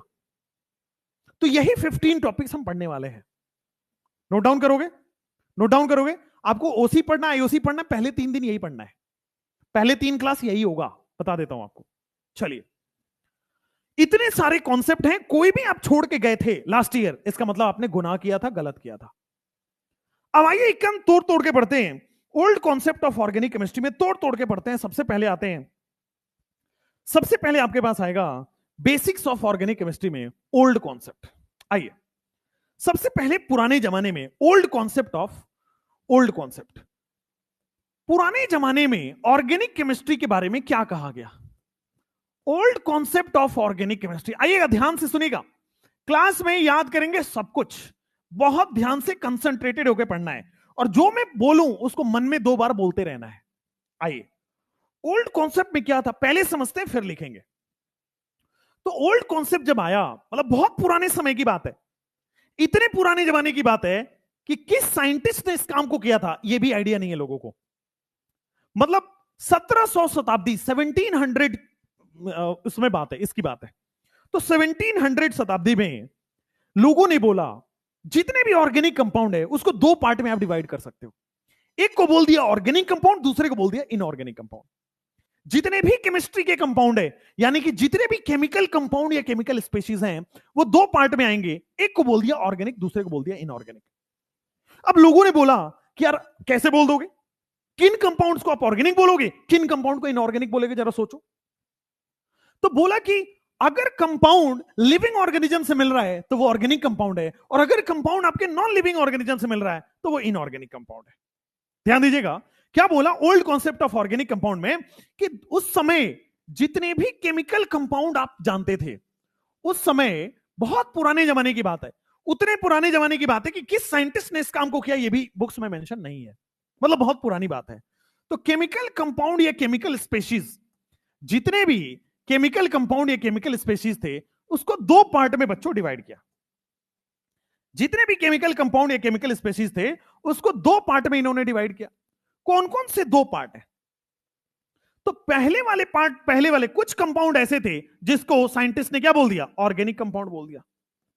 भाई उस समय के साइंटिस्ट ने बहुत ज्यादा दिमाग नहीं लगाया, कुछ कंपाउंड को ऑर्गेनिक बोल दिया और कुछ कंपाउंड को इनऑर्गेनिक बोल दिया। जितने भी केमिकल कंपाउंड थे उसको दो पार्ट में डिवाइड किया, कुछ को ऑर्गेनिक कंपाउंड बोल दिया और कुछ को इनऑर्गेनिक कंपाउंड बोल दिया। अब बहुत ज्यादा दिमाग नहीं लगाया उन्होंने, मतलब हो सकता है वो बिहार यूपी के साइंटिस्ट हो, बिहार यूपी वाले दिमाग बहुत ज्यादा लगाते नहीं है, ठीक ना? कितने लोग हैं, हम भी वहीं से। तो भाई पड़ोसियों को मजाक तो उड़ाएंगे, पूरी साल भर के लिए तैयार रहिए। ऑर्गेनिक और इनऑर्गेनिक कंपाउंड उस समय के साइंटिस्ट जनरली बिहार यूपी से होंगे, बहुत ज्यादा दिमाग लगाए नहीं, दो पार्ट में डिवाइड कर दिया। अब लोग पीछे पड़ गए, साइंटिस्ट के पीछे पड़ गए, भाई आपने कुछ कंपाउंड को तो ऑर्गेनिक बोल रहे हो, कुछ को तो इनऑर्गेनिक बोल रहे हो, लेकिन हमें कैसे पता चलेगा कि किसको ऑर्गेनिक बोलना है किसको इनऑर्गेनिक बोलना है? तो उन्होंने बोला बड़ी छोटी सी कॉन्सेप्ट है, अगर लिविंग ऑर्गेनिज्म से कंपाउंड मिल रहा है तो ऑर्गेनिक बोल देंगे, अगर नॉन लिविंग से मिल रहा है तो आपके पास इनऑर्गेनिक बोल देंगे। यानी कि ऑर्गेनिक कंपाउंड के बारे में उन्होंने बड़ी सिंपल बोला, ऑब्टेन्ड फ्रॉम लिविंग ऑर्गेनिज्म। क्या बोला उन्होंने? Obtained from living organism. बड़ी अच्छी बात पता चल गई आपको, ये ऑर्गेनिक कंपाउंड लिविंग ऑर्गेनिज्म से मिलने वाली चीज। जैसे कि लिविंग ऑर्गेनिज्म का मतलब हो गया बेटा आपके पास प्लांट्स। लिविंग ऑर्गेनिज्म ये समझ पा रहे हो कि बेटा एनिमल्स को बोल दिया गया। तो जितने भी केमिकल कंपाउंड थे भाई साहब उसको दो पार्ट में उन्होंने डिवाइड किया। अब दो पार्ट्स में डिवाइड किया तो पहले को बोल दिया ऑर्गेनिक, दूसरे को बोल दिया इनऑर्गेनिक। ऑर्गेनिक वैसे कंपाउंड जो लिविंग ऑर्गेनिज्म से मिल रहे थे, वैसे कंपाउंड जो लिविंग ऑर्गेनिज्म से मिल रहे थे उसको बोल दिया ऑर्गेनिक। बट कुछ ऐसे भी कंपाउंड थे जो लिविंग ऑर्गेनिज्म पे नहीं मिल रहे थे, obtained from non living organism. Obtained from non living things लिख लो, बड़ा सिंपल रहेगा, obtained from non living things. भाई कुछ ऐसे कंपाउंड थे जो नॉन लिविंग थिंग्स में मिल रहे थे, उसको बोल दिया वो इनऑर्गेनिक कंपाउंड। अच्छा नॉन लिविंग थिंग्स का एग्जांपल क्या होगा? तो नॉन लिविंग थिंग्स का एग्जांपल बेटा आपके पास बड़ी सिंपल है। क्या क्या है नॉन लिविंग थिंग्स का एग्जांपल? आपके पास आ जाएगा, जैसे मान लो आपके पास रॉक्स जितने भी हैं, जैसे मान लो आपको मैं बोल दूं क्ले, ठीक है ना? जैसे कि मैं बोल दूं आपके पास मिनरल्स। मिनरल्स क्या होते हैं? रॉक्स का मतलब तो चट्टान हो गया, क्ले का मतलब मिट्टी, मान लो गीली मिट्टी, क्ले। अच्छा मिनरल्स क्या हो गया? मिनरल्स का मतलब होता है, ध्यान से सुनना, एक पुराने जमाने की बात है, पुराने जमाने में एक चैप्टर हुआ करता था मेटलर्जी, जिसको हमारे एनटीए साहब ने हटा दिया। पुराने जमाने में एक चैप्टर हुआ करता था मेटलर्जी, जिसको हमारे एनटीए भाई साहब ने उड़ा दिया। अब क्या बोला उन्होंने? एनटीए भाई साहब ने उड़ाया, उसी में था मिनरल और मेटलर्जी नाम का टॉपिक था। अब ये जो मिनरल है वो क्या होता है? मिनरल का छोटा सा कॉन्सेप्ट है कि धरती के नीचे पाया जाने वाला हर वो चीज जहां से मेटल को आप एक्सट्रैक्ट कर सकते हो। ध्यान से देखिए, धरती के नीचे पाए जाने वाला हर वो चीज जहां से मेटल को आप एक्सट्रैक्ट कर पाओगे, मेटल निकाल पाओगे, उसी को कहते हैं हम मिनरल। ध्यान दीजिए क्या बोला मैंने। अगर मैंने जेसीबी बुलाया, जेसीबी जानते हो, जेसीबी की खुदाई बड़ी पॉपुलर है। अब जेसीबी बुलाया और जमीन के नीचे हमने जेसीबी से बहुत लंबा गड्ढा कर दिया। अगर वहां पे 1 ग्राम 2 ग्राम 5 ग्राम भी आपके पास मेटल मिल रहा है, मतलब वो वाला एरिया वहां पे मिनरल्स हैं। अब होता था एक और कॉन्सेप्ट होता था, ओर होता था ना, और वो वाले मिनरल्स होते हैं जहां पे high percent of the metal है। ध्यान दीजिए, ध्यान दीजिए, और वो वाले मिनरल हैं जहां पे high percent of the metal हो। जैसे धरती में जेसीबी से बहुत लंबा गड्ढा किया और 1 केजी 2 केजी 5 केजी 10 केजी मिलने लगा मेटल, या 1 टन 2 टन 5 टन 10 टन मिलने लगा metal, high amount of metal मिलने लगा, तो और बोला जाएगा। अगर थोड़ा बहुत आधा केजी 500 ग्राम 200 ग्राम 100 ग्राम 50 ग्राम 5 ग्राम 10 ग्राम मिल रहा है तो मिनरल बोल दिया गया। बड़ी मोटे मोटे कॉन्सेप्ट में ये बताया। मिनरल वो होते हैं जहां से थोड़ा बहुत मेटल भी मिल रहा है तो उसको मिनरल बोल देंगे। बट अगर high percentage of the metal मिल रहा हो, high amount of the metal extract हो रहा है, तो उसको और बोलेंगे। ठीक हो गया? चलिए, तो मैंने वो पुराने जमाने की बात आपको बताई, मेटलर्जी वाला, उसको दिमाग में नहीं रखना है, बस नॉलेज के लिए था। तो old concept of organic compound में उन्होंने क्या किया, अभी तक हमने क्या पढ़ा, ध्यान देना। Old concept of organic compound में केमिकल कंपाउंड को दो पार्ट में डिवाइड किया था, ऑर्गेनिक और इनऑर्गेनिक। ऑर्गेनिक का मतलब जो लिविंग ऑर्गेनिज्म पे मिल रहे थे, इनऑर्गेनिक का मतलब जो नॉन लिविंग ऑर्गेनिज्म पे मिल रहे थे। अच्छी बात है। लिविंग ऑर्गेनिज्म का मतलब प्लांट एनिमल से मिल रहे थे, नॉन लिविंग का मतलब हो गया आपके पास रॉक से मिल रहे थे, क्ले से मिल रहे थे, मिनरल से मिल रहे थे। अच्छा, अब ओल्ड कॉन्सेप्ट में थोड़े दिन टाइम बीता। अब थोड़े टाइम बीतने के बाद एक साइंटिस्ट आए, इन साइंटिस्ट का नाम था बर्जीलियस। क्या ध्यान देना, एक साइंटिस्ट आए, इन साइंटिस्ट का नाम बेटा था क्या, बर्जीलियस। साइंटिस्ट का नाम था आपके पास बर्जीलियस। जस्ट अ सेकेंड बेटा, आपने सुना है क्या बर्जीलियस थ्योरी के बारे में? वाइटल फोर्स थ्योरी के बारे में सुना है? Berzelius theory, vital force theory, कुछ तो सुना होगा। आ जाओ। तो ओल्ड कॉन्सेप्ट में ही अभी अब लिख रहे हैं, ओल्ड कॉन्सेप्ट में लिखेंगे बर्जीलियस थ्योरी। बहुत पुराने जमाने की बात है, Berzelius theory. Berzelius theory slash इसी को बोला जाता है बेटा वाइटल फोर्स थ्योरी। क्यों वाइटल फोर्स थ्योरी बोलते हैं बता रहा हूं। Berzelius theory slash vital force theory एक एक करके अभी समझना है, ध्यान से देखना। कितने पुराने जमाने की बात है, बार बार मैं रिपीट कर रहा हूं, कितने पुराने जमाने की बात है, तो 1870 की बात है। ये जो क्लासिफिकेशन हुआ था ये 1700 में हुआ था, ठीक है ना? 1700, 1800, 1900, अब आप लोग 2000 वाले हो, ठीक है? तो बेटा ये जो है ना 1870 में एक साइंटिस्ट का नाम था जिनका नाम था बर्जीलियस। अब बर्जीलियस कैसे याद रखना है, ध्यान देना। बर्जीलियस ऐसे याद रखना है, बी फॉर बर्जीलियस और बी फॉर बाबा। बाबा जानते हो किसको बोलते हैं? जानते ही होंगे। मतलब जो लोग हर चीज को भगवान में डाल देते हैं, मतलब मेरा सिलेक्शन होगा कि नहीं, भगवान के हाथ में, ठीक है? कल धूप होगी कि नहीं, भगवान के हाथ में, है ना? स्पिरिचुअल लोग बड़े अच्छे लोग होते हैं, ये भी अच्छी बात है। तो B for Berzelius, B for बाबा, ऐसे याद रखना है। बर्जीलियस ने क्या बोला, ध्यान से सुनना। बर्जीलियस 1850 नहीं बेटा, गलत पढ़ के आते हो, यहां भी करेक्शन करते हो। उसको ईस्वी नहीं पूछ रहा, कोई सन नहीं पूछता, कोई टाइम नहीं पूछता। चलो आ जाओ। बर्जीलियस ने बोला कि ऑर्गेनिक कंपाउंड जितने भी हैं वो भगवान ही दे सकते हैं। ऑर्गेनिक कंपाउंड इंसान की बस की बात नहीं है। ऑर्गेनिक कंपाउंड को एग्जिस्ट करने के लिए भगवान देंगे तो ही होगा, अदरवाइज नहीं होगा। बर्जीलियस ने उसी तरह की बात की। बर्जीलियस अब कभी नहीं भूलोगे, क्योंकि मैं ऐसे रिलेट करके आपको पढ़ाया। बर्जीलियस बाबा की तरह बात कर रहे हैं कि ऑर्गेनिक कंपाउंड को एग्जिस्ट करने के लिए एक मिस्टीरियस फोर्स की जरूरत है, एक चमत्कारी फोर्स की जरूरत है, एक दैवीय शक्ति की जरूरत है, एक वाइटल फोर्स की जरूरत है, एक स्ट्रॉन्ग एक्सटर्नल फोर्स की जरूरत है। फिर से सुनेंगे बर्जीलियस थ्योरी क्या होता है। बर्जीलियस ने बोला ऑर्गेनिक कंपाउंड वैसे कंपाउंड्स हैं जो जो भगवान ही बना सकते हैं, हम आम इंसान नहीं बना पाएंगे, ये बर्जीलियस ने बोला। और बोला ऑर्गेनिक कंपाउंड को एग्जिस्ट करने के लिए एक मिस्टीरियस फोर्स की जरूरत है, एक वाइटल फोर्स की जरूरत है, एक स्ट्रॉन्ग एक्सटर्नल फोर्स की जरूरत है, तभी ऑर्गेनिक कंपाउंड एग्जिस्ट कर पाएगा।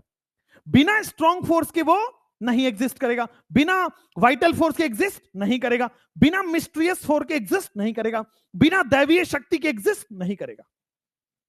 यानी कि उन्होंने सिंपल बोल दिया, हम आम इंसान ऑर्गेनिक कंपाउंड नहीं बना पाएंगे। बात समझ में आया? हम आम इंसान ऑर्गेनिक कंपाउंड नहीं बना पाएंगे। तो बर्जीलियस ने जो हमने समझा ना, उसी चीज को 3 पॉइंट्स में लिखते हैं। बर्जीलियस के टोटल 3 पॉइंट्स हैं, इससे बाहर नहीं जाएगा question. Berzelius said organic compound laboratory में हम आम इंसान नहीं बना पाएंगे। यही तो बोला बर्जीलियस ने, बोला कि ऑर्गेनिक कंपाउंड भगवान ही बना पाएंगे भाई, हम आम इंसान के बस की बात नहीं है। आओ भाई। तो इन्होंने कहा अकॉर्डिंग टू बर्जीलियस, ये दिख रहा है कलर, कलर दिख रहा है आपका, प्यारा कलर है लड़कियों, पिंक कलर है, दिख रहा है ना, बढ़िया। According to Berzelius organic compound can not be prepared in laboratory. Organic compound can not be prepared in laboratory.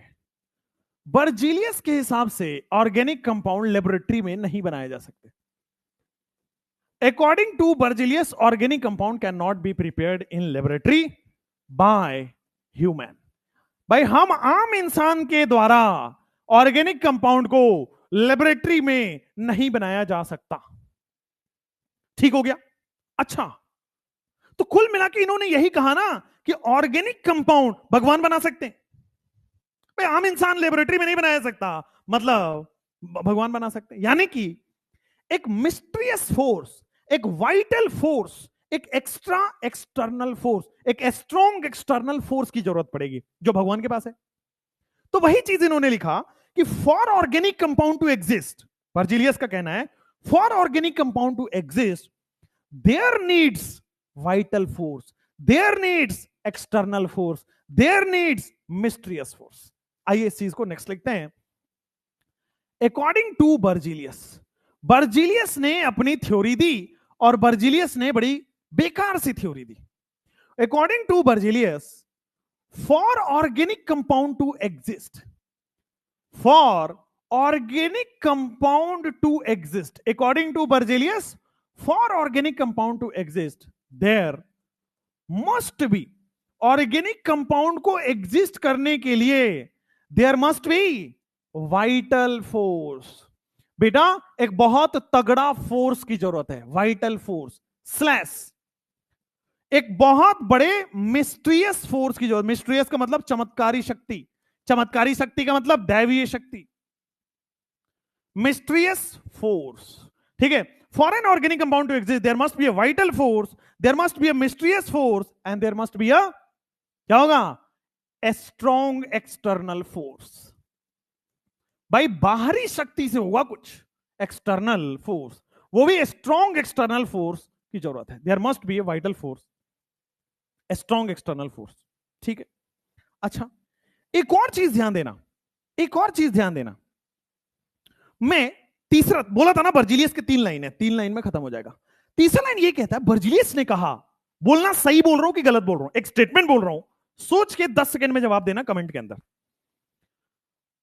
According to Berzelius, organic compound cannot be prepared from inorganic compound. सही गलत है? According to Berzelius, organic compound cannot be prepared from inorganic compound. सही गलत है? सोच के बताओ। Berzelius ने बोला ऑर्गेनिक कंपाउंड को तो भगवान बना सकते हैं, हम आम इंसान तो बना ही नहीं सकते ना। बर्जीलियस ने बोला हम आम इंसान ऑर्गेनिक कंपाउंड को नहीं बना सकते, यही बोला। देखो मैं क्या बोल रहा हूं, उसको लिखते हैं, फिर ट्रू और फॉल्स बताना। अकॉर्डिंग टू बर्जीलियस, यही 3 लाइन है, ज्यादा यही वेराइटी कर सकता है। According to Berzelius, according to Berzelius, organic compound, according to Berzelius organic compound, okay can not, हाँ organic compound cannot be prepared from inorganic compound. समझ में आया? According to Berzelius, organic compound cannot be prepared from inorganic compound. यही तो उसने बताया था, बोलो क्लियर है? Organic compound cannot be prepared from inorganic compound. बोलो ठीक बात है कि नहीं बात है? बोलो सब सही है, चल रहा है आगे, ट्रू है कि फॉल्स है? जल्दी से बताएंगे। ट्रू बोल रहे हैं, कई लोग बोल रहे हैं true. How many of you are saying sir ये तो ट्रू होने वाला है? How many of you are saying कि सर ये तो ट्रू होने वाला है? ट्रू वाले यस दबाएंगे, फॉल्स वाले नो दबाएंगे। How many of you are saying कि सर ट्रू बोला? जल्दी बताओ, ट्रू वाले कितने? 70 71 70 71 70 71। बेटा ऐसा ये जो 29% वाले हैं इनका 71 करूंगा मैं थप्पड़ से। 70 71 बेटा आपका 71 हो जाएगा जब थप्पड़ बढ़ेगा तो हमारा। ये काहे तुम नो बोल रहे हो भाई? कैसे सोचे हो? कैसे सोच? अच्छा अब कम हो गए, 28 वाले हो गए। बेटा 28% का 71 होगा। रुक जाओ तुम, बता रहा हूं मैं। सही तो है, कैसे सही है प्रूव करता हूं। ध्यान देना ध्यान देना ध्यान देना, इधर मेरी तरफ, सब लोग मेरी तरफ। भाई बर्जीलियस ने क्या बोला? Organic compound can not be prepared by human. ठीक बात है, बर्जीलियस ने बोला organic compound can not be prepared by human. तो ह्यूमन क्या बना सकता है? इनऑर्गेनिक कंपाउंड ही तो है। बर्जीलियस के द्वारा यह कहा गया ऑर्गेनिक कंपाउंड ह्यूमन नहीं बनाएगा, इनऑर्गेनिक तो बना लेगा ना यार। अच्छा तो ह्यूमन का मतलब इनऑर्गेनिक कंपाउंड, ह्यूमन का मतलब inorganic compound. Organic compound can not be prepared by human, मतलब organic compound can not be prepared from inorganic compound. सही तो है। अरे इसी लाइन को एग्जामिनर ने ऐसे पकड़ लिया ना, क्यों पकड़िए, या ऐसे पकड़ में भी नहीं आ रहा है। बात एक ही है ना, बतवा सेम है, डिफरेंस बिल्कुल नहीं है। क्लियर है? कोई डाउट नहीं है ना? ट्रू है तो दिस स्टेटमेंट इज ट्रू। ये तीन ही स्टेटमेंट की बात कर रहा था, यही तीन स्टेटमेंट है जो बर्जिलियस में आपसे घुमा फिरा के पूछा जा सकता है। अब लेकिन क्या होता है ना, हर गुरु का एक चेला होता है जो थोड़ा ज्यादा तेज होता है। भाई हर गुरु का एक चेला होता है जो थोड़ा ज्यादा तेज होता है, राइट है ना? क्लियर है ना? आ जाओ। अब क्या होगा, इनका भी एक, ये गुरु थे और गुरु का गुरु घंटाल कर दिया एक चेले ने, इन्हीं के स्टूडेंट ने, ठीक है, इन्हीं के स्टूडेंट ने, जिनका नाम था बेटा फ्रेडरिक होलर। क्या था? इन्हीं के स्टूडेंट थे जिनका नाम था फ्रेडरिक होलर। इसने क्या किया, गुरु का बेटा गुरु घंटाल कर दिया। आइए कैसे हुआ, आइए बताते हैं। जैसे आप भी कभी कभी क्या करते हैं, इनके चीजों को इसने गलत प्रूव कर दिया। अब जैसे आपको हम लोग बोलेंगे कि बेटा बहुत पढ़ना है, बहुत प्रैक्टिस करना है, लेकिन आप क्या करोगे, गलत प्रूव करोगे। नहीं ऐसे कैसे पढ़ लेंगे, आपने बोला अब तो नहीं पढ़ेंगे। जैसे इन्होंने बोला कुछ थ्योरी, इसको इन्होंने गलत प्रूव किया। समझ में आया? आप भी वही करते हो, अपने गुरु की बात गलत प्रूव करते हो, ये भी वही कर रहा है। अब क्या हुआ, फ्रेडरिक होलर ने बड़ी कमाल की बात की। फ्रेडरिक होलर इन्हीं का स्टूडेंट था। उसने क्या किया पता है, उसने लेबोरेटरी में ऑर्गेनिक कंपाउंड प्रिपेयर कर दिया।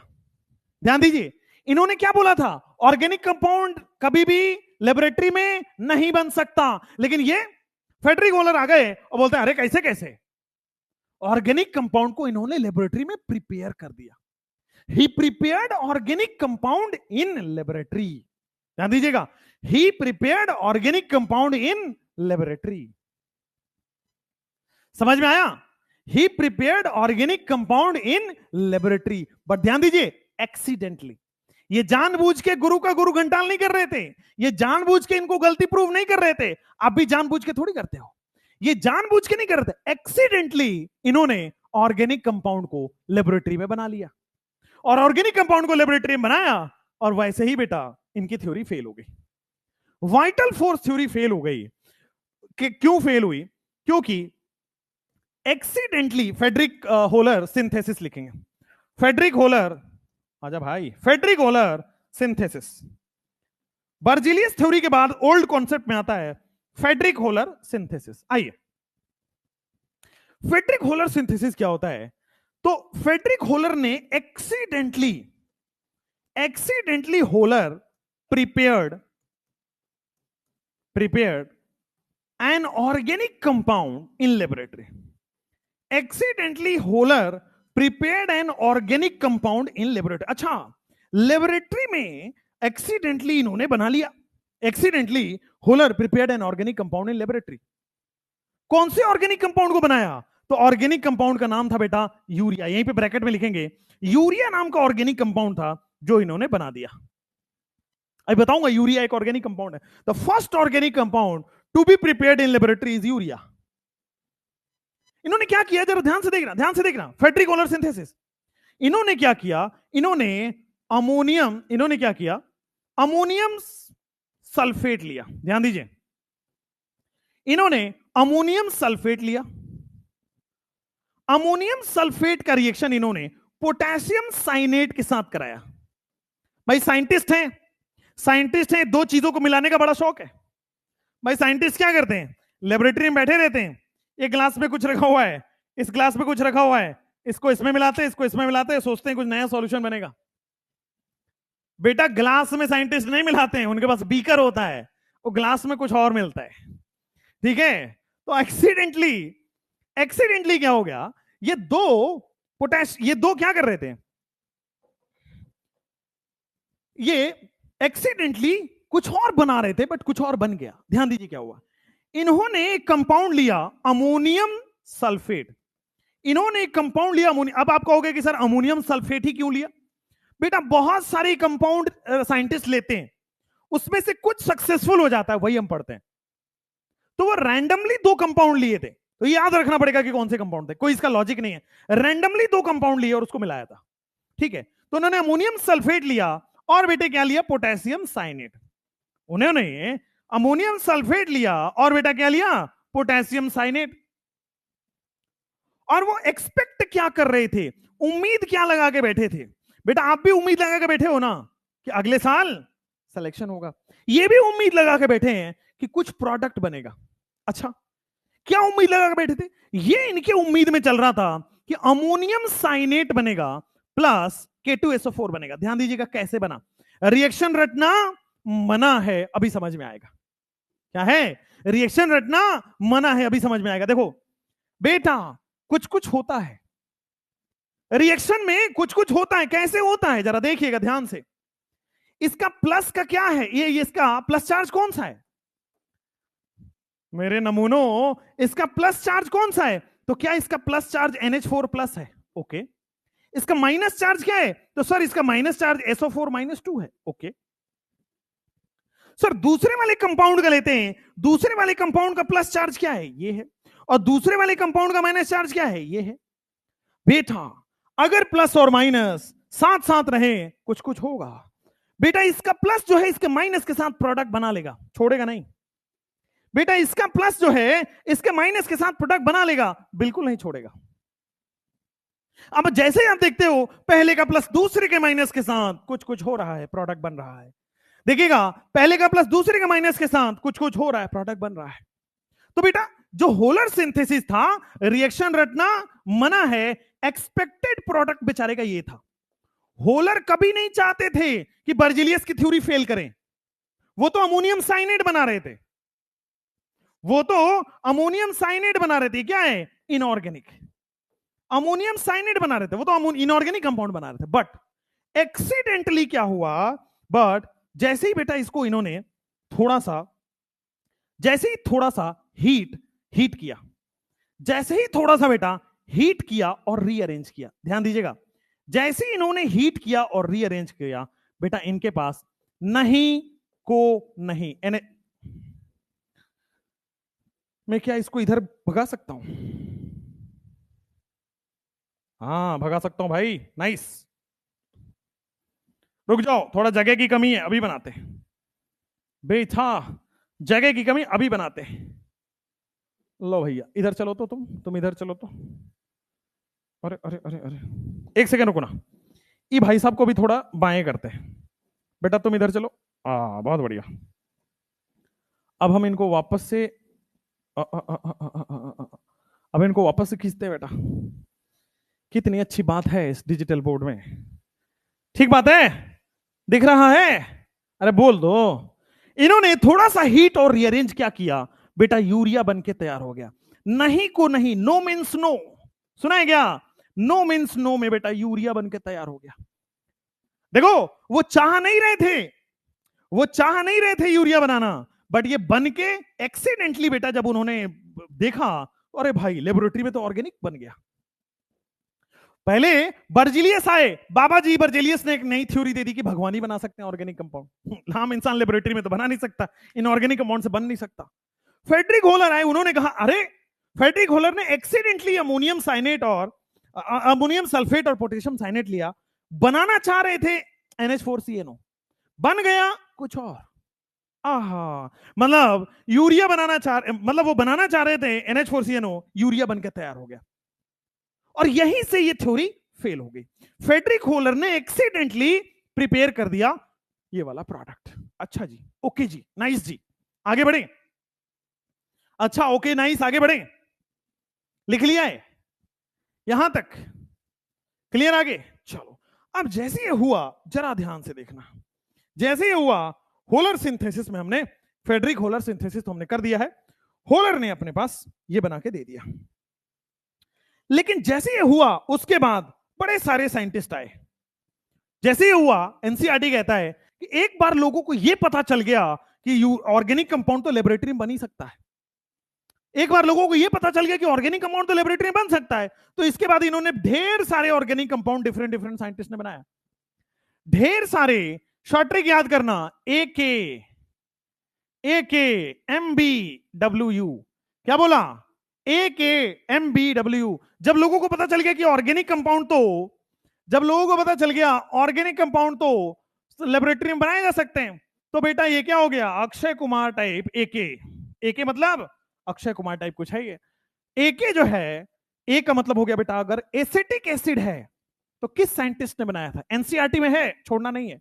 एसिटिक एसिड को किसने बनाया था बेटा, कॉल्बे भैया ने बनाया था। जो आपका मीथेन है किसने बनाया था, तो सर मिथेनवा को पता है, बर्थेलॉट साइंटिस्ट ने बनाया था। मिथेनवा को, मिथेन भी ऑर्गेनिक कंपाउंड है, लेबोरेटरी में बर्थेलॉट ने बनाया। ये भी ऑर्गेनिक कंपाउंड है, लेबोरेटरी में कॉल्बे ने बनाया। और जो यूडब्ल्यू, एमबी यूडब्ल्यू, यूडब्ल्यू का मतलब होता है बेटा यूरिया को किसने बनाया था, बेटा होलर। अरे बोलो सही है कि नहीं सही है, अरे क्लियर है कि नहीं क्लियर है, याद रख पाओगे अच्छे से। स्टार लगा दूं, लगा लो भैया, लगा लो भैया, स्टार लगा लो। कौनो परेशानी तो नहीं है ना, अगर है तो कमेंट में लिख दीजिए। ओल्ड कॉन्सेप्ट में इतना ही था भाई, क्या बोला, ओल्ड कॉन्सेप्ट में इतना ही था। अब ओल्ड कॉन्सेप्ट रटवा दूं, बोलो तो रटवा दूं, ओल्ड कॉन्सेप्ट रटवा दूं जल्दी से, आ जाओ आ जाओ आ जाओ आ जाओ। पेन कॉपी नीचे, शक्ल है खराब लेकिन फिर भी ऊपर कर लीजिए, रटवा देता हूं। ओल्ड कॉन्सेप्ट में उन्होंने सबसे पहले आए, बोले कि भाई जितना भी केमिकल कंपाउंड है, जितना भी केमिस्ट्री का कंपाउंड है, उसको दो पार्ट में डिवाइड करो। कौन सा, ऑर्गेनिक, इनऑर्गेनिक। जितना भी केमिकल कंपाउंड है, जितना भी केमिस्ट्री कंपाउंड है, दो पार्ट में डिवाइड करो, ऑर्गेनिक, इनऑर्गेनिक। अच्छा, ऑर्गेनिक का मतलब लिविंग ऑर्गेनिज्म से मिले, इनऑर्गेनिक का मतलब नॉन लिविंग ऑर्गेनिज्म से मिला। लिविंग ऑर्गेनिज्म मतलब प्लांट एनिमल से मिलने वाला, नॉन लिविंग ऑर्गेनिज्म का मतलब रॉक, सॉल्ट और मिनरल से मिलने वाला। अच्छा, जैसे ये क्लासिफिकेशन हुआ, अब बर्जीलियस आए, थोड़े दिन बाद बर्जीलियस आए। बर्जीलियस ने बोला, बर्जीलियस ने क्या बोला, बाबा बर्जीलियस, ऐसे याद रखेंगे, बर्जीलियस बाबा वाली बातें करते हैं। उन्होंने बोला ऑर्गेनिक कंपाउंड लेबोरेटरी में आम इंसान ह्यूमन नहीं बना सकता, ऑर्गेनिक कंपाउंड लेबोरेटरी में आम इंसान ह्यूमन नहीं बना सकता। याद हो गया। अच्छा, इसी का दूसरा वे है, ऑर्गेनिक कंपाउंड इनऑर्गेनिक कंपाउंड से नहीं बनाया जा सकता, ये बर्जीलियस ने बोला। इसी को तीसरे वे में क्या बोला, ऑर्गेनिक कंपाउंड को एग्जिस्ट करने के लिए वाइटल फोर्स की जरूरत है, इसीलिए वाइटल फोर्स थ्योरी बोलते हैं। ऑर्गेनिक कंपाउंड को एग्जिस्ट करने के लिए मिस्टीरियस फोर्स की जरूरत है, ऑर्गेनिक कंपाउंड को एग्जिस्ट करने के लिए स्ट्रॉन्ग एक्सटर्नल फोर्स की जरूरत है, ये बोला उसने। अरे बात आया नहीं आया, बेसिक से चल रहे हैं, समझ आया नहीं आया, चलो बढ़िया। अब ये तीन लाइन उन्होंने बोल दिया बर्जीलियस ने। पहला लाइन क्या बोला, आम इंसान लेबोरेटरी में ऑर्गेनिक कंपाउंड नहीं बना सकता। दूसरा लाइन क्या बोला, ऑर्गेनिक कंपाउंड इनऑर्गेनिक कंपाउंड से नहीं बन सकता। तीसरा लाइन क्या बोला, ऑर्गेनिक कंपाउंड को एग्जिस्ट करने के लिए strong vital force, external force, mysterious force की जरूरत है। लेकिन गुरु जी का गुरु घंटाल कर दिया किसने, इन्हीं के स्टूडेंट थे फेडरिक होलर। बर्जीलियस के स्टूडेंट थे कौन, फेडरिक होलर। और फेडरिक होलर ने क्या किया, एक्सीडेंटली ऑर्गेनिक कंपाउंड को लेबोरेटरी में बना दिया। एक्सीडेंटली ऑर्गेनिक कंपाउंड को क्या बना दिया, लेबोरेटरी बना दिया। अरे कैसे, उन्होंने दो कंपाउंड लिया था, देखो, अमोनियम साइनेट, फिर से पोटेशियम साइनेट, अमोनियम सल्फेट। क्या बोला, उन्होंने दो कंपाउंड लिया था, ammonium sulphate, potassium cyanate. Ammonium sulphate NH4 whole twice SO4, potassium cyanate KCNO। बेटा पहले का प्लस दूसरे के माइनस के साथ, दूसरे का प्लस पहले के माइनस के साथ, इस तरह से प्रोडक्ट बनेगा। बनना क्या चाहिए था, एक्सपेक्टेड क्या था, NH4CNO। बनना क्या चाहिए था, NH4CNO, NH4 plus CNO minus और K2SO4। बन के गया, थोड़ा सा हीट और रीअरेंज करने पर बेटा बन गया यूरिया। तो पहली बार गलती से मिस्टेक हो गया होलर से। होलर से क्या हुआ, गलती से मिस्टेक हुआ, बनाना कुछ और चाह रहे थे, बन गया यूरिया। और यूरिया एक ऑर्गेनिक कंपाउंड है, लेबोरेटरी में बन गया। लो, गुरुजी का गुरु घंटाल कर दिया इन्होंने। अब क्या हुआ, अब ये हुआ कि साइंटिस्ट को पता चल गया कि लो, ऑर्गेनिक कंपाउंड को लेबोरेटरी में तो बना ही सकते हैं। उसके बाद AKMBUW, क्या बोलना, AKMBUW।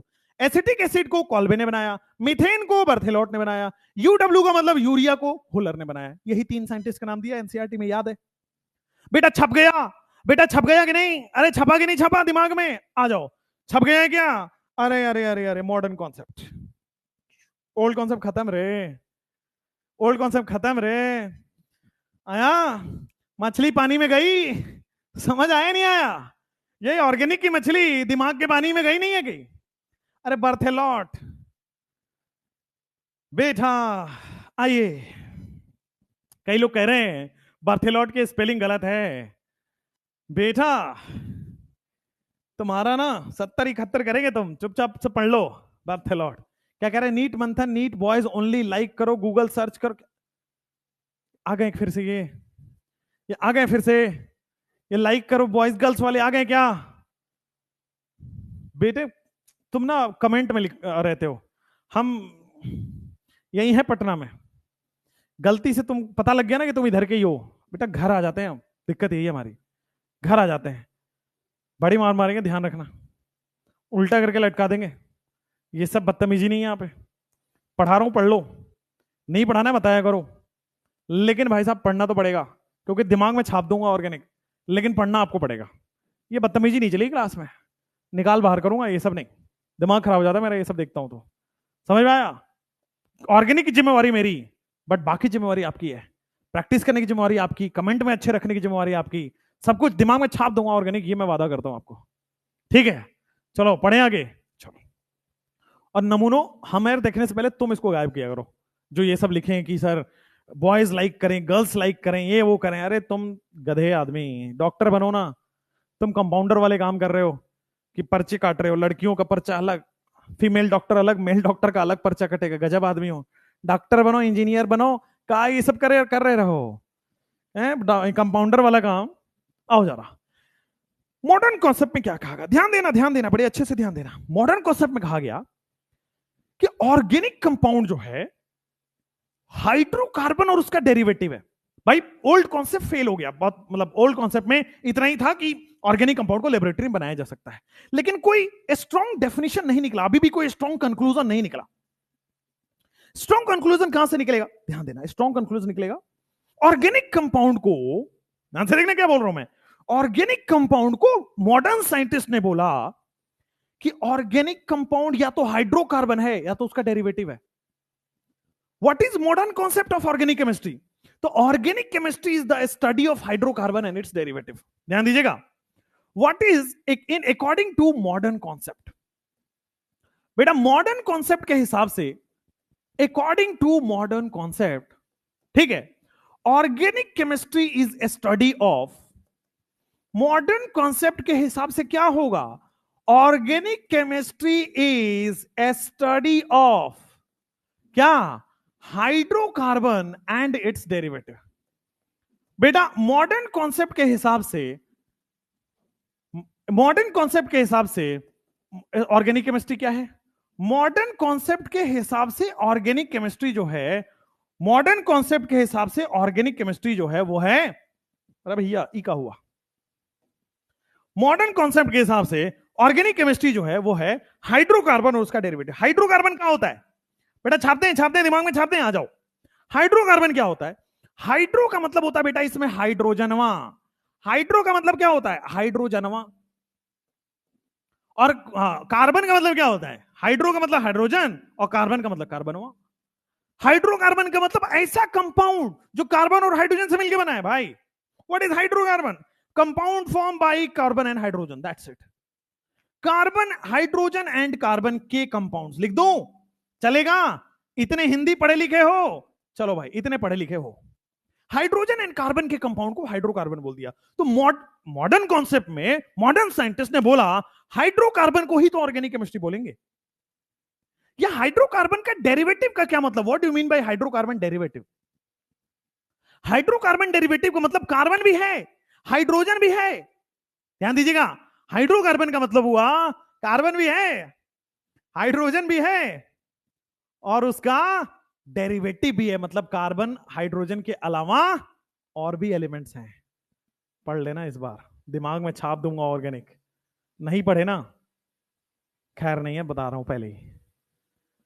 आ जाओ, व्हाट इज हाइड्रोकार्बन? हाइड्रोकार्बन क्या है, हाइड्रोजन एंड कार्बन के कंपाउंड, ठीक है, हाइड्रोजन एंड कार्बन के। डेरिवेटिव का मतलब, डेरिवेटिव का मतलब कार्बन भी है कॉमा हाइड्रोजन भी है, कार्बन भी है हाइड्रोजन भी है, और बेटा फ्यू एलिमेंट्स और हैं, कार्बन भी है हाइड्रोजन भी है, फ्यू एलिमेंट्स और हैं। कौन से few elements? Few elements like nitrogen, few elements like halogen, few elements like oxygen, few elements like sulfur, few elements like phosphorus and so on। बेटा क्या होता है, या तो कार्बन और हाइड्रोजन के कंपाउंड हो, या तो कार्बन हाइड्रोजन और फ्यू एलिमेंट्स के भी कंपाउंड हो, कार्बन हाइड्रोजन के साथ साथ फ्यू एलिमेंट्स भी होंगे। जैसे एग्जांपल दूं क्या बेटा, एग्जांपल दूं क्या, एग्जांपल है हाइड्रोकार्बन लिखता हूं मैं, ध्यान से देखोगे तो समझ आएगा मेरे प्यारे नमूनों। मैं एग्जांपल दे रहा हूं, क्या ये हाइड्रोकार्बन है या नहीं है, कमेंट में लिखना है। क्या देखो कार्बन और हाइड्रोजन कंपाउंड, चलो बहुत बढ़िया। क्या ये हाइड्रोकार्बन है या नहीं है, क्या ये हाइड्रोकार्बन है या नहीं है, देखो कार्बन और हाइड्रोजन कंपाउंड है। देखो बेटा क्या ये, ध्यान से देखना, क्या ये हाइड्रोकार्बन है या नहीं है, अरे बोलो बेटा, है, बहुत बढ़िया। क्या ये हाइड्रोकार्बन है या नहीं है, अरे भाई डबल बॉन्ड आने से क्या फर्क पड़ा, कार्बन और हाइड्रोजन तो है, तो हाइड्रोकार्बन तो बोला जाएगा। अरे बढ़िया बढ़िया बढ़िया। एक और बात, सर ये कार्बन और हाइड्रोजन का कंपाउंड है कि नहीं है। एक और बात, सर C6H12O6 ये क्या है, ये क्या है, ऑर्गेनिक कंपाउंड कहलाएगा कि नहीं कहलाएगा, ऑर्गेनिक कंपाउंड कहलाएगा नहीं कहलाएगा ना, कार्बन भी है हाइड्रोजन भी है, और ये हाइड्रोकार्बन डेरिवेटिव हो गया ना, तो हाइड्रोकार्बन भी ऑर्गेनिक कंपाउंड है, हाइड्रोकार्बन डेरिवेटिव भी ऑर्गेनिक कंपाउंड है। आया बात समझ में, इसको बोला जाता है ग्लूकोज। क्या बोला जाता है, ग्लूकोज। इसी का डी फॉर्म आपने पढ़ा है, डी और एल फॉर्म, इसी ग्लूकोज का डी फॉर्म ग्लूकोन डी आप पीते हो, आपने पढ़ा है ना, D form L form, dextrolevo Glucon D जो पीते हो ना, यही ग्लूकोज का डी वाला फॉर्म पीते हो। एल पियोगे तो जहरीला होता है, ग्लूकोज का डी फॉर्म पियोगे तो ही वो फायदेमंद है, एनर्जी बूस्टर है। डेक्स्ट्रोलीवो याद आया, आया नहीं आया, चलो ठीक है। अच्छा ये बताना इसका नाम क्या है, C12H22O11, क्या नाम बोलोगे, ग्लूकोज के बाद सक्रोज बोल दो क्या, तो दिस इज सक्रोज। तो बेटा ये क्या है, हाइड्रोकार्बन डेरिवेटिव है क्या, हाइड्रोकार्बन डेरिवेटिव है। अगर हाइड्रोकार्बन डेरिवेटिव है तो ऑर्गेनिक कंपाउंड बोल दूं क्या, हाँ। हाइड्रोकार्बन हो या उसका डेरिवेटिव हो बेटा क्या हो जाएगा, हाइड्रोकार्बन हो उसका डेरिवेटिव ऑर्गेनिक कंपाउंड बोला जाएगा। मजा ही आ गया सर, मजा ही आ गया। अच्छा एक सवाल देता हूं, बोलना है ऑर्गेनिक कंपाउंड है कि नहीं है, एक सवाल देता हूं, इधर लिखता हूं, ऑर्गेनिक कंपाउंड है कि नहीं है। CO2 ऑर्गेनिक कंपाउंड है कि नहीं भैया, भाई हाइड्रोकार्बन डेरिवेटिव टाइप का कुछ दिख तो रहा है, ये है कि नहीं है, आर दे ऑर्गेनिक कंपाउंड और नॉट, CO2 नहीं है ना भाई, अरे ऑर्गेनिक कंपाउंड नहीं है, इसमें कार्बन और हाइड्रोजन, भाई देखो ध्यान से, कार्बन और हाइड्रोजन और फ्यू एलिमेंट्स होना चाहिए, यहां पे हाइड्रोजन नहीं है, कार्बन हाइड्रोजन हो या कार्बन हाइड्रोजन के साथ फ्यू एलिमेंट्स हैं तो it is not an organic compound, ये इनऑर्गेनिक कंपाउंड हो गया। बहुत बढ़िया, ऑर्गेनिक नहीं है। मान लो मैं बोलता हूं CCl4 ऑर्गेनिक कंपाउंड है कि नहीं है, अरे सर कार्बन होना चाहिए, हाइड्रोजन होना चाहिए और फ्यू एलिमेंट्स होना चाहिए, हाइड्रोजन में नहीं है ना, अच्छा ये बात है क्या, नहीं है। जैसे मान लो मैं लिखता हूं HC डबल बॉन्ड OH, क्या ऑर्गेनिक कंपाउंड है कि नहीं है भाई, ऑर्गेनिक कंपाउंड है कि नहीं है, अरे भाई साहब कार्बन भी है, हाइड्रोजन भी है, फ्यू एलिमेंट्स भी है, हाइड्रोकार्बन डेरिवेटिव भी है, इससे बेसिक तो कौन मास्टर पढ़ा देगा, छाप दूंगा इस बार ऑर्गेनिक, ध्यान रखिएगा दिमाग में, छाप दूंगा ध्यान से, ध्यान से। तो यहां पे देखेंगे these are not an organic compound, बोलो समझ में आया नहीं आया, अरे बोल दो बेटा, तो these are not an organic compound, बोलो ठीक, दोनों और बाकी वो वाला ऑर्गेनिक कंपाउंड है। चमका बढ़िया से, आइए। तो मॉडर्न कॉन्सेप्ट ये बोलता है कि हाइड्रोकार्बन और उसका डेरिवेटिव ही ऑर्गेनिक कंपाउंड है, लेकिन ध्यान से देखना, चाहे हाइड्रोकार्बन हो चाहे हाइड्रोकार्बन का डेरिवेटिव हो, भाई कार्बन तो कॉमन है, मैं ऐसा कभी नहीं कह रहा नाइट्रोजन के कंपाउंड्स या नाइट्रोजन के डेरिवेटिव्स, मैं ऐसा कभी नहीं कह पा रहा कि ऑक्सीजन का डेरिवेटिव, मैं ऐसा कभी नहीं कह रहा क्लोरीन का डेरिवेटिव, मैं हर बार यही बोल रहा हूं हाइड्रोकार्बन या उसका डेरिवेटिव। तो कार्बन की कुछ खास बात तो है, बेसिकली नोट एक डालेंगे, बेसिकली यहीं पे मैं नोट डालूंगा, नोट क्या कहता है इसके नीचे बेटा आप सब लोग नोट डालना, नोट क्या कहता है ध्यान से देखेंगे। ये पहले क्वेश्चन कर लो, ये पहले क्वेश्चन कर लो फिर एक नोट डालेंगे, क्वेश्चन कर लो फिर एक नोट डालेंगे। क्वेश्चन ये, which of the following is an organic compound, कौन इसमें से ऑर्गेनिक कंपाउंड है, ABCD जल्दी से बताएंगे, which of the following is an organic compound, मन में रखेंगे जवाब। यहां पे कैसे होता है दादा, यहां पे ABCD यहां पे जल्दी से बताएंगे, which of the following is an organic compound. Organic compound कौन सा है बेटा? ये जो 3% है, ये जो 3% है बेटा, हम 3 3 9 कर देंगे, तुम्हारे साथ ध्यान रखना ये गलत है। 2% जो भी हो, ये 2%, ये 2% और ये 2%, ये जो 6% है बेटा, दोबारा छक्का छोड़ा देंगे मार मार के। तुम कैसे कह सकते हो भाई, ये एबीसी कैसे कह सकते हो? एबीडी सी वाले सही है, तो 94% लोग सही कह रहे हैं, लेकिन बाकी नमूने तो भरे पड़े हैं ना भाई, ऐसा थोड़ी हो सकता है। कह रहा है कौन ऑर्गेनिक कंपाउंड है? ऑर्गेनिक कंपाउंड होने के लिए कार्बन वो होना चाहिए, हाइड्रोजन वो होना चाहिए, और उसके साथ साथ डेरिवेटिव भी होना चाहिए। या तो कार्बन हाइड्रोजन हो, या तो कार्बन हाइड्रोजन डेरिवेटिव हो। बेटा हाइड्रोजन नहीं है ना, कार्बन नहीं है ना, हाइड्रोजन नहीं है ना, अरे तो सी ऑप्शन होगा ना। आया कि नहीं आया? आया कि नहीं आया? आया ना? समझ में आया? चलिए बेटा आगे बढ़ते हैं, अगले नोट पॉइंट लिखते हैं। अगला एक नोट पॉइंट, वही मॉडर्न कॉन्सेप्ट को कंटिन्यू कर रहे हैं, नोट पॉइंट। मतलब आप देख पा रहे हैं कि ऑर्गेनिक कंपाउंड में भैया कार्बन बड़ा इंपॉर्टेंट रोल निभा रहा है। चाहे हाइड्रोकार्बन हो वहां भी कार्बन है, चाहे हाइड्रोकार्बन डेरिवेटिव है वहां भी कार्बन है। लो, तो कार्बन की कुछ खास बात है।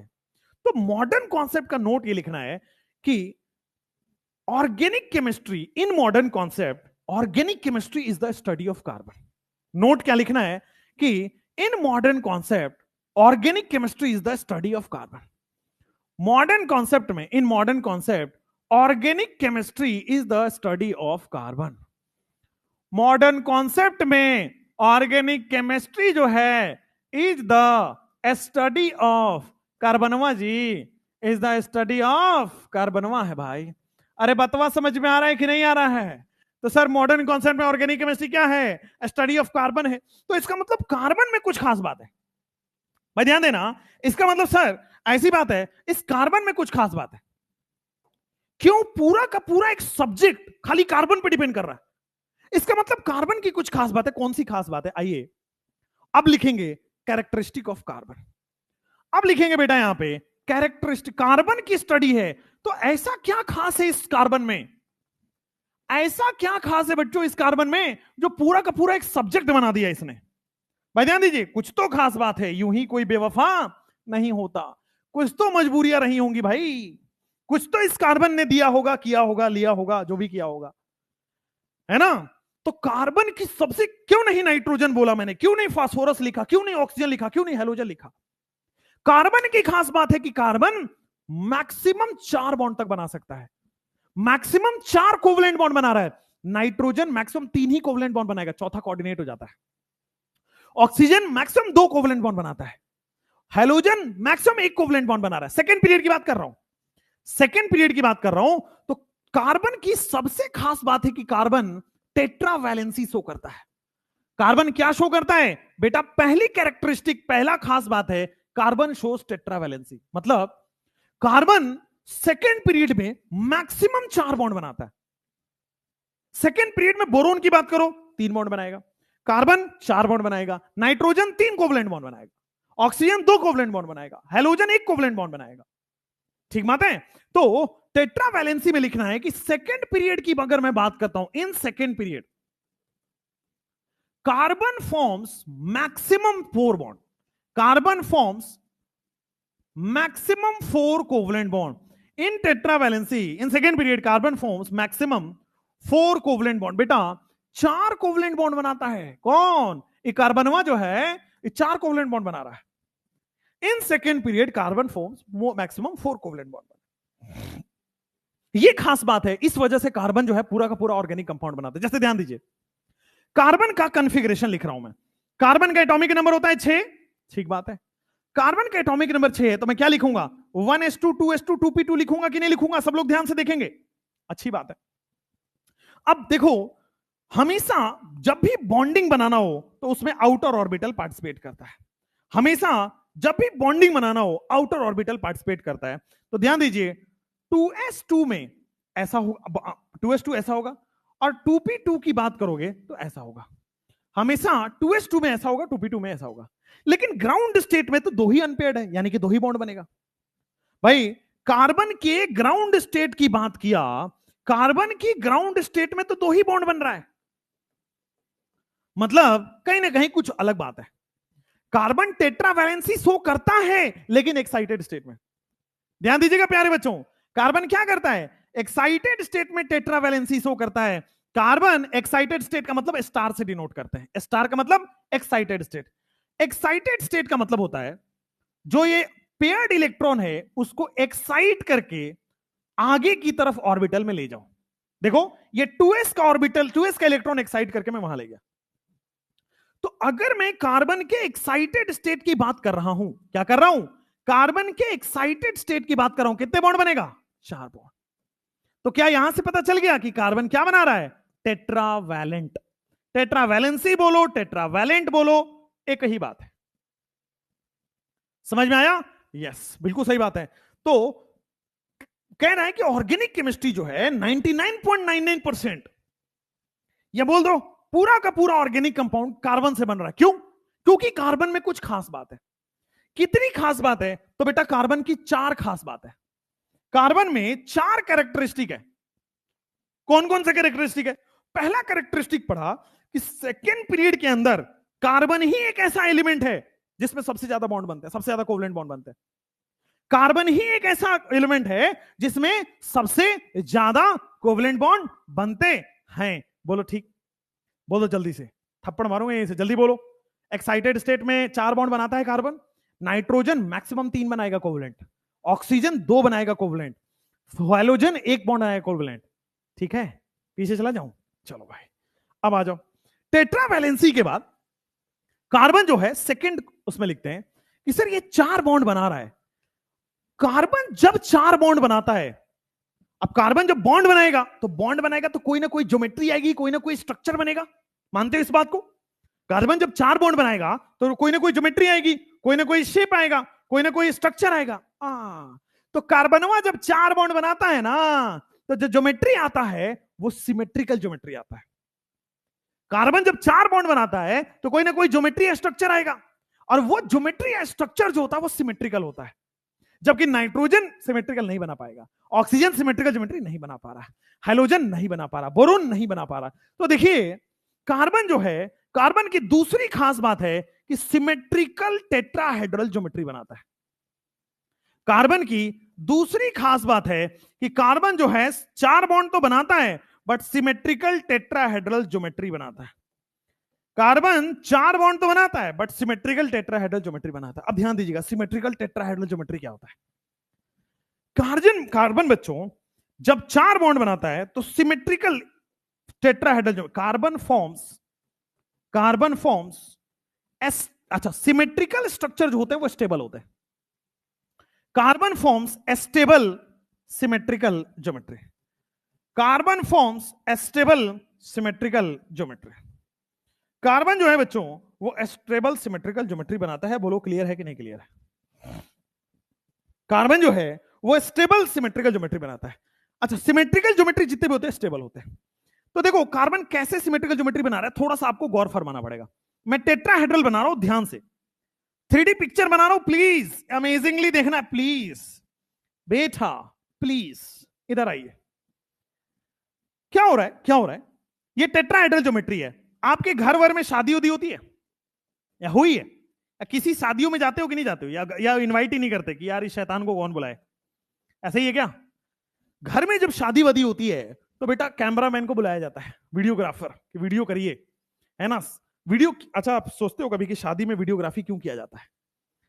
शादी एक ऐसी चीज है जहां सरेआम आपको आपके दुश्मन को साथ में रहने की इजाजत दी जाती है। ध्यान से देखिएगा, व्हाट इज शादी। मेरा हुआ नहीं है, मूवीज देख के, लोगों का देख के, दोस्तों का देख के, आपके एसपी सर का देख के ये सब पता लगता है मुझे। तो अपने जो एसपी सर है उनका भी वही हाल है।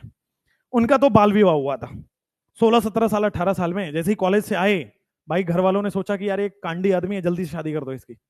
तो एसीपी सर की वैसी हुई है। सोचो एसीपी सर की शादी 22 साल की उम्र में हो जाए, 21 में, सॉरी 21 ईयर्स में ही गॉट मैरिड।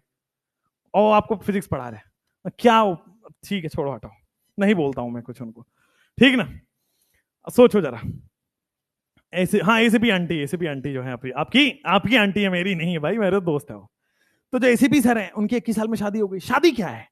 शादी का मतलब है आपको, आप बहुत खुश ना रहो जिंदगी में या बहुत हवा में ना उड़ पाओ तो एक कोई साथ में बिठा दिया जाता है कि भाई तुम थोड़ा जमीन पे रहना, तो आपके दुश्मन जैसे इंसान को आपके साथ रहने की इजाजत दी जाती है समाज के द्वारा। और खासकर प्रूफ के तौर पे वीडियो रिकॉर्डिंग और कर लेते कि भाई अब नहीं भाग सकते तुम, वीडियो में कैच हो चुका है, अब आओ तुम भाग के दिखाओ जरा, ठीक है, इसलिए वीडियोग्राफर बड़ा चलते हैं लोग। चलो, तो कार्बन क्या करता है, वीडियोग्राफर जो आता है वो एक ट्राइपॉड लेके आता है। भाई वीडियो टीम क्या करती है आपकी, ट्राइपॉड पे ऐसे ट्राइपॉड होता है, इसके ऊपर यहाँ कैमरा वैमरा फिक्स होता है, राइट, इसके ऊपर ऐसे कैमरा वैमरा लगता है और यहां से रिकॉर्डिंग हो रही होती है। गजब, बहुत बढ़िया। अब क्या होता है, जैसा ट्राइपॉड होता है ना वैसा ही होता है टेट्राहेड्रल। क्या होता है, दो पैर तो आगे की तरफ होते हैं ट्राइपॉड में, दो पैर उसके आगे की तरफ होते हैं, एक पीछे की तरफ होता है। फील कर पा रहे हो, दो आगे की तरफ है ऐसे ऐसे और एक पैर पीछे की तरफ है, ठीक है, और एक इससे कैमरा ऊपर की तरफ निकला हुआ है। ध्यान दीजिए, टेट्राहेड्रल वैसे ही होता है, दो आगे की तरफ, मतलब मान लो मैं ये जो बोल रहा हूं पिंक वाला, ये दोनों आगे की तरफ निकला हुआ है और वो जो है व्हाइट वाला वो पीछे की तरफ जा रहा है। दो पिंक जो है आगे की तरफ आ रहा है और व्हाइट वाला पीछे की तरफ आ रहा है। दो पिंक जो है वो आगे की तरफ है, व्हाइट वाला स्क्रीन के अंदर जा रहा है, तो ट्राइपॉड हो गया। और एक बॉन्ड ऊपर की तरफ बना, टेट्राहेड्रल इसी को कहते हैं, चार बॉन्ड बना रहा है कार्बन। आ जाओ, अब मैं क्या कर रहा हूं, टेट्राहेड्रल सिमेट्रिकल कैसे इसको फील करा रहा हूं, तो मैंने क्या किया, इस बॉन्ड्स को मिला दिया। ध्यान दीजिएगा मैं क्या कर रहा हूं, मैंने क्या किया, इस बॉन्ड को मिलाया। तो देखो अब क्या होगा, ये वाला फेस है, देखो क्या कर रहे हैं हम, ये एक फेस है भाई, क्लियर है क्या, ये फेस है, ओके ओके ओके। टेट्राहेड्रल में मैंने क्या किया, बॉन्ड्स को मिलाया, मिलाने के बाद एक फेस जनरेट हुआ। फील कर पा रहे हो कि सर मिलाने के बाद एक फेस जनरेट हुआ, ठीक है। अच्छा, इसी तरह बेटा इसको मिलाओ तो एक दूसरा फेस जनरेट हो रहा है बेटा। इसी तरह इसको जब मिलाओ, इन दोनों को मिला देते हो तो आपके पास एक नया फेस जनरेट होता है, वो कुछ ऐसा है। इसी तरह आपके पास एक नया फेस जनरेट होता है, वो कुछ इस तरीके से होता है। बढ़िया हो गया, ओके ओके। देखो क्या हुआ सर, एक फेस ऐसा जनरेट हुआ, ध्यान से सब लोग इधर देखेंगे, दूसरा फेस ऐसा जनरेट हुआ है। Can you feel the 3D, three dimension feel हो रहा है, थ्री डायमेंशन फील हो रहा है। एक फेस इस तरफ से डायगोनली, दूसरा फेस इस तरफ से डायगोनली, तीसरा फेस इसके पीछे, तीसरा फेस इसके पीछे, और चौथा फेस यानी कि जिस पे ये खड़ा है, बेस बेस फिर जिस पे ये खड़ा है। तो टेट्राहेड्रल का मतलब होता है, टेट्राहेड्रल का मतलब होता है बेटा फोर फेस। टेट्राहेड्रल का सीधा सीधा मतलब होता है फोर फेस। टेट्रा का मतलब फोर, हेड्रल का मतलब होता है फेस। टेट्रा का मतलब होता है फोर और हेड्रल का मतलब होता है फेस। तो जब कार्बन चार बॉन्ड बनाता है तो सिमेट्रिकल टेट्राहेड्रल बनाता है ज्योमेट्री, यानी कि एक ऐसा ज्योमेट्री बनाता है जिसमें सिमेट्रिकल चार फेस हैं। एक फेस ऐसा, दूसरा फेस ऐसा, तीसरा फेस इसके पीछे, भाई इन दोनों के पीछे लगा होगा ना, और चौथा फेस इसका बेस है जिस पे ये खड़ा है। तो सिमेट्रिकल टेट्राहेड्रल आपके पास ये बन रहा है। और कार्बन जो है सिमेट्रिकल बनाता है, तो सिमेट्रिकल की खास बात होती है कि सर ये स्टेबल होता है। सिमेट्रिकल की इतनी खास बात है कि सर ये स्टेबल और होता है, सिमेट्रिकल टेट्राहेड्रल यानी कि स्टेबल और होता है। एकदम बढ़िया, क्लियर है, समझ में आ गया है, कोई दिक्कत नहीं है, आगे बढ़ सकते हैं, जल्दी से बोल दो। टेंट हाउस की तरह, वाह तुम जो हो अपनी अपनी चीजें इमेजिन कर रहे हो। टेंट हाउस की तरह होता है सर, देखना जरा क्या बोल रहे हैं सर, टेंट हाउस की तरह होता है ना, गधे आदमी। इसी टेंट, अच्छा तुमने इमेजिन कर लिया है हम डॉक्टर बनेंगे, फिर कोई डॉक्टर नहीं मिलेगी, फिर हम टेंट हाउस में जाके वादियों में रहेंगे। अरे गरीबों पढ़ लो रे पढ़ लो, लड़की नहीं मिलने वाली बिना पढ़े। लड़कों की सबसे खास बात है, एक नॉर्मल लड़की से शादी कर लेंगे, वो जो कम पढ़ी हो, नहीं पढ़ी हो किसी वजह से, उसके पास डिग्री नहीं है, नौकरी नहीं है, काम चला लेंगे लड़के। लड़की अगर बन गई ना डॉक्टर, तो बेटा अपने से ऊपर वाले से शादी करेगी, बेरोजगार से शादी नहीं करेगी, ये बता देता हूं मैं तुम्हारे। This is the harsh truth of this society, ठीक ना। पढ़ लिख जाओ तुम भी, वरना क्या होगा भाई, तुम तो कॉम्प्रोमाइज कर लोगे, तुम्हारे लिए कोई कॉम्प्रोमाइज करने को नहीं बैठा है। तो बी केयरफुल, पढ़ जाओ, तुम्हारे पास एक ही ऑप्शन है, डॉक्टर बन जाओ। समझ में आ रहा है, क्लियर है, हाँ या ना। चलो भाई, तो सिमेट्रिकल टेट्राहेड्रल ज्योमेट्री होता है कार्बन के पास। अच्छा, सिमेट्रिकल टेट्राहेड्रल ज्योमेट्री के बाद एक और केस होता है इसका, 4 कैरेक्टरिस्टिक है ना, तो तीसरा कैरेक्टरिस्टिक ये होता है कार्बन की, थर्ड कैरेक्टरिस्टिक हम बताने वाले हैं। ध्यान से देखना प्यारे बच्चों, ध्यान से देखना। कार्बन की थर्ड कैरेक्टरिस्टिक हम बता रहे हैं कि कार्बन जो है sir, multiple bond forming tendency होता है कार्बन के पास। कार्बन क्या करता है, मल्टीपल बॉन्ड फॉर्म करता है। कार्बन की जैसे नाइट्रोजन जो है मल्टीपल बॉन्ड नहीं बनाएगा, रिपल्सन होता है। ऑक्सीजन मल्टीपल बॉन्ड नहीं बनाएगा, लोन पे रिपल्सन होता है। हैलोजन नहीं बनाएगा, लोन पे रिपल्सन होता है। बट कार्बन की खास बात है कि सर ये कार्बनवा जो है सिंगल बॉन्ड भी बनाने की टेंडेंसी रखता है, ये कार्बनवा जो है डबल बॉन्ड भी बनाता है, ये भाई साहब कार्बनवा जो है ट्रिपल बॉन्ड भी बनाता है। और सर पता है आपको 2 डबल बॉन्ड भी बना सकता है, ये कंसेक्यूटिव 2 डबल बॉन्ड भी बना सकता है। कितनी खास बात है। और सर आपको पता है कार्बन जो है जबरदस्त कंसेक्यूटिव ट्रिपल बॉन्ड भी बना सकता है। और सर आपको ये भी पता है क्या, कार्बन जो है ऐसा भी बना सकता है, कोई दिक्कत नहीं है। तो कार्बन की जो टेंडेंसी है ये नाइट्रोजन में नहीं है, बोरोन में नहीं है, ऑक्सीजन में नहीं है, हैलोजन में नहीं है, कार्बन में है। तो कार्बन की खास बात है, एंड द लास्ट खास बात है कार्बन की कैटिनेशन कैटिनेशन। कार्बन की चौथी खास बात क्या है, कार्बन में ऐसा क्या है कि भाई साहब ये एलिमेंट जो है पूरा ऑर्गेनिक कंपाउंड बना के रखा हुआ है, ऐसा क्या एलिमेंट है। कार्बनवा जो है कैटिनेशन शो करता है। कैटिनेशन बेटा, ट्रेन में चढ़े हो, चढ़े ही होगे, हाँ भाई ट्रेन में चढ़े होगे, तो ट्रेन में क्या होता है भाई, राजधानी ट्रेन में चढ़े हो कि नहीं, राजधानी में चढ़े हो, नहीं चढ़े हो। गरीब रथ में चढ़े हो क्या, वहां जरूर चढ़े होगे, तुमसे मिलता जुलता है। गरीब रथ की बात करें, चलो राजधानी छोड़ो ड्रॉप, गरीब रथ की बात करें। चलो भाई, गरीब रथ में क्या होता है, ग्रीन कलर का डब्बा होता है और सारे एसी होते हैं। ग्रीन कलर का डब्बा होता है और सारे एसी होते हैं। तो गरीब रथ ट्रेन की बात करोगे, एक ग्रीन कलर का डब्बा एसी वाला, ग्रीन कलर का डब्बा एसी वाला, और ऐसे ऐसे ग्रीन एसी डब्बा ऐसे कनेक्टेड होता है। ग्रीन एसी डब्बा बेटा ऐसे कनेक्टेड होता है, बात ठीक है। ग्रीन एसी डब्बा क्या होता है, ऐसे कनेक्टेड होता है। मजा आया, ग्रीन एसी डब्बा ऐसे कनेक्टेड होता है। जैसे एक और एग्जांपल देता हूं, एक तो ये हो गया कनेक्शन का, दूसरा यही कैटिनेशन है, समझाऊंगा अभी, रुक जाओ।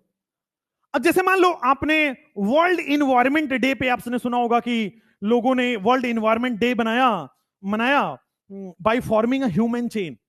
जनरली वर्ल्ड एड्स डे पे जनरली लोग ये करते हैं कि भाई साहब ह्यूमन चेन बना के सपोर्ट कर रहे होते हैं कि नो यूज ऑफ, आप लोग क्या पढ़ते, कॉन्ट्रासेप्टिव आइटम्स। एम आई राइट, सही है कि गलत है। कॉन्ट्रासेप्टिव का मुझे तो नहीं पता है, यस एम आई राइट ना, यस, हाँ तो बहुत बढ़िया। चलो थोड़ी बायोलॉजी तो आती है, मुझे बायोलॉजी उतनी आती है जितनी आपको फिजिक्स, ठीक है। बहुत हिला पूरा मामला है। चलिए आइए, अब क्या होता है बेटा कि वर्ल्ड इन्वायरमेंट डे, लोग ह्यूमन चेन बना के रखते हैं। तो एक इंसान दूसरे इंसान के साथ चेन बना रहा है, लंबे लंबे चेन बना रहा होता है। गरीब रथ में लंबे लंबे चेन बने हुए डब्बों के, समझ में आ रहा है। कैटिनेशन यही है। कैटिनेशन का मतलब होता है सेल्फ लिंकिंग टेंडेंसी। ध्यान से देना, खुद के साथ जुड़ना और लंबे चेन बनाना। क्या हुआ, ह्यूमन चेन, क्या हुआ, गरीब रथ। खुद जैसों के साथ जुड़ना और लंबे चेन बनाना, इसी को क्या बोलते हैं, कैटिनेशन। आ जाओ बेटा, कैटिनेशन का मतलब होता है सेल्फ लिंकिंग टेंडेंसी। कैटिनेशन का क्या मतलब होता है, self linking tendency to form long carbon chain. Self linking tendency to form long carbon, बेटा खुद के साथ जुड़ना और जुड़ के लंबे लंबे कार्बन चेन बनाना। Self linking tendency to form long carbon, 1 2 3 4 5, ये देखो self linking tendency to form long carbon chain. बोलो ठीक है कि नहीं, ठीक है। Self linking tendency to form long carbon chain, इसी को कहते हैं कैटिनेशन। कार्बन की, जैसे नाइट्रोजन लंबे कार्बन चेन नहीं बना पा रहा, ऑक्सीजन नहीं बना पा रहा, हैलोजन नहीं बना पा रहा, इनर्ट गैस नहीं बना पा रहा, बोरोन नहीं बना पा रहा। कार्बन की खास बात है कि भैया ये खुद के साथ जुड़ के गरीब रथ बना लेता है, खुद के साथ जुड़ के ह्यूमन चेन की तरह बन जाता है। That is catenation. कैटिनेशन का मतलब होता है खुद के साथ जुड़ के लंबे चेन बनाना, और ये कार्बन के पास है। इसलिए कार्बन जो है पूरा ऑर्गेनिक कंपाउंड बनाता है। तो मैंने आपको क्या पढ़ाया, छाप दूं, मॉडर्न ओल्ड कॉन्सेप्ट छाप दिया, मॉडर्न कॉन्सेप्ट आ जाओ, छाप देते हैं सब लोग, छापो। मॉडर्न कॉन्सेप्ट में बोला गया कि हाइड्रोकार्बन और उसका डेरिवेटिव ही ऑर्गेनिक कंपाउंड है। हाइड्रोकार्बन का मतलब कार्बन और हाइड्रोजन के कंपाउंड, डेरिवेटिव का मतलब कार्बन, हाइड्रोजन और फ्यू अदर एलिमेंट्स। ठीक है, हमने एग्जांपल लिया कुछ कार्बन हाइड्रोजन सिंगल बॉन्ड वाले, फिर हमने एग्जांपल लिया कार्बन हाइड्रोजन डबल बॉन्ड वाले, फिर हमने एग्जांपल लिया कार्बन हाइड्रोजन ट्रिपल बॉन्ड वाले, फिर हमने लिया कार्बन हाइड्रोजन और फ्यू अदर एलिमेंट्स वाले, फिर हमने एग्जांपल लिया जैसे मान लो ये CHCl3 लिखूं, क्या ये हाइड्रोकार्बन है कि नहीं? कार्बन भी है, हाइड्रोजन भी है, अदर एलिमेंट भी है, हाइड्रोकार्बन डेरिवेटिव ऑर्गेनिक कंपाउंड होगा। फिर देखना CHCl2 या हाँ क्या है हाइड्रोकार्बन, हाँ कार्बन भी है, हाइड्रोजन भी है और फ्यू अदर एलिमेंट भी, हाइड्रोकार्बन होगा, हाइड्रोकार्बन डेरिवेटिव होगा, यानी कि ऑर्गेनिक कंपाउंड होगा। अब ऑर्गेनिक कंपाउंड में यह कहा गया कि भाई मॉडर्न केमिस्ट्री का मतलब पता है आपको? मॉडर्न केमिस्ट्री कहता है कि organic compound study of carbon है। मॉडर्न केमिस्ट्री कहता है ऑर्गेनिक कंपाउंड क्या है? स्टडी ऑफ कार्बन है। क्यों भाई? तो कार्बन की कुछ 4 खास बातें हैं जिसकी वजह से ये पूरा का पूरा ऑर्गेनिक केमिस्ट्री बनाता है। कौन सी? टेट्रावैलेंसी। एक्साइटेड स्टेट में सेकेंड पीरियड में सबसे ज्यादा कोवलेंट बॉन्ड बनाता है, इसलिए कार्बन ऑर्गेनिक कंपाउंड बनाता है। कार्बन सेकेंड पीरियड में सबसे ज्यादा कोवलेंट बॉन्ड बनाता है, टेट्रावैलेंसी बनाता है, 4 बॉन्ड बना रहा है। समझ में आ रहा है क्या? अच्छा, दूसरा, कार्बन जब 4 बॉन्ड बनाता है ना तो सिमेट्रिकल ज्योमेट्री बना लेता है। सिमेट्रिकल ज्योमेट्री स्टेबल होती है, इसलिए चूंकि स्टेबल ज्योमेट्री का फॉर्मेशन कर रहा है कार्बन, इसलिए कार्बन ऑर्गेनिक कंपाउंड बनाता है। उसके बाद कार्बन जो है, इसकी खास बात यह है कि भाई साहब मल्टीपल बॉन्ड बनाने की टेंडेंसी रखता है, सिंगल भी, डबल भी, ट्रिपल भी, 2 double, 2 triple and so on. और कार्बन की चौथी खास बात यह है कि कार्बन जो है ह्यूमन चेन बनाता है, कार्बन जो है गरीब रथ बनाता है, कार्बन कैटिनेशन शो करता है, लंबे लंबे चेन बनाता है। नाइट्रोजन ऐसा नहीं कर पाएगा, बाकी एलिमेंट्स ऐसा नहीं कर पाएंगे। तो कार्बन की यह खास बात है भाई, इसलिए कार्बन खास है, इसलिए कार्बन ऑर्गेनिक कंपाउंड बना रहा है। यह है modern concept of organic compound. तो ओल्ड कॉन्सेप्ट हमने पढ़ा, मॉडर्न कॉन्सेप्ट हम पढ़ते हैं। अब आते हैं structural representation of organic compound. अब आते हैं बच्चे स्ट्रक्चरल रिप्रेजेंटेशन ऑफ, छप गया दिमाग में? छपा कि नहीं? जल्दी से बता दो, दिमाग में छपा कि नहीं छपा? छापा कि नहीं छपा? छाप दिया, ऑर्गेनिक में छाप दिया। अच्छा, बहुत बढ़िया, दिमाग में छाप दिया। अब क्या है, स्ट्रक्चरल रिप्रेजेंटेशन कल करेंगे, ठीक है ना? आज यहां तक रखते हैं। कल हम लोग क्या करेंगे, पहले से ही मैं एक बार रुक जाना, कल हम लोग क्या करेंगे एक बार दिमाग में लेके जाओ ताकि इसी हिसाब से तैयार होके आना। कल जो है हमारे पास ये कंपाउंड होगा, ये देखना। आज हमने क्या किया है, today we have completed this, today we have completed this, today we have completed this. Tomorrow day 2 पे ये कंप्लीट होगा, डे 2 पे ये कंप्लीट होगा, डे 2 पे ये कंप्लीट होगा, ठीक है? और डे 2 पे ये कंप्लीट होगा, डे 2 पे ये कंप्लीट होगा, डे 2 पे ये कंप्लीट होगा, ठीक है ना? डे 2 पे ये कंप्लीट होगा, तो ध्यान दीजिएगा। और डे 3 पे बेटे ये कंप्लीट होगा, बाकी सारे, ठीक है ना बेटा? तो वेडनेसडे, थर्सडे, फ्राइडे में ये कंप्लीट होगा आपका। वेडनेसडे हो गया, आज थोड़ा इंट्रोडक्शन था, वरना तो मैं यहां तक पढ़ा ही देता हूं, बट कोई बात नहीं, 3 हुआ, बाकी ये कल करेंगे और बाकी ये परसों करेंगे, ठीक है? बेसिक के लिए थैंक यू सो मच। अब देखो एक बार फिर बोल रहा हूं, ऑर्गेनिक केमिस्ट्री, ऑर्गेनिक केमिस्ट्री कितने लोग चाहते हैं? अभी भी बताना, कितने लोग चाहते हैं कि ऑर्गेनिक केमिस्ट्री के लिए यस करना, इनऑर्गेनिक केमिस्ट्री के लिए नो करना? कितने लोग चाह रहे हैं ऑर्गेनिक केमिस्ट्री कराया जाए? ऑर्गेनिक केमिस्ट्री के लिए यस करना, इनऑर्गेनिक केमिस्ट्री के लिए नो करना। तो बेटा और बढ़ गया, मतलब ऑर्गेनिक पढ़ा के ना मैं छपवा दूंगा आपके ऑर्गेनिक दिमाग में। इनऑर्गेनिक वैसे भी रट्टा का सब्जेक्ट है, थोड़ा लास्ट में ही कर लो, कोई बात नहीं है, तो मैं प्लानर चेंज करा दूंगा, इनऑर्गेनिक को लास्ट में करना। देखो इनऑर्गेनिक और आसान हो जाएगी आफ्टर ऑर्गेनिक, ये मेरा वादा है। इनऑर्गेनिक और आसान हो जाएगी आफ्टर ऑर्गेनिक, ये मेरा वादा है, ठीक है बेटा? चलिए, तो बाकी को करा देता हूं, ठीक है ना? कोई दिक्कत नहीं है, आगे बढ़े।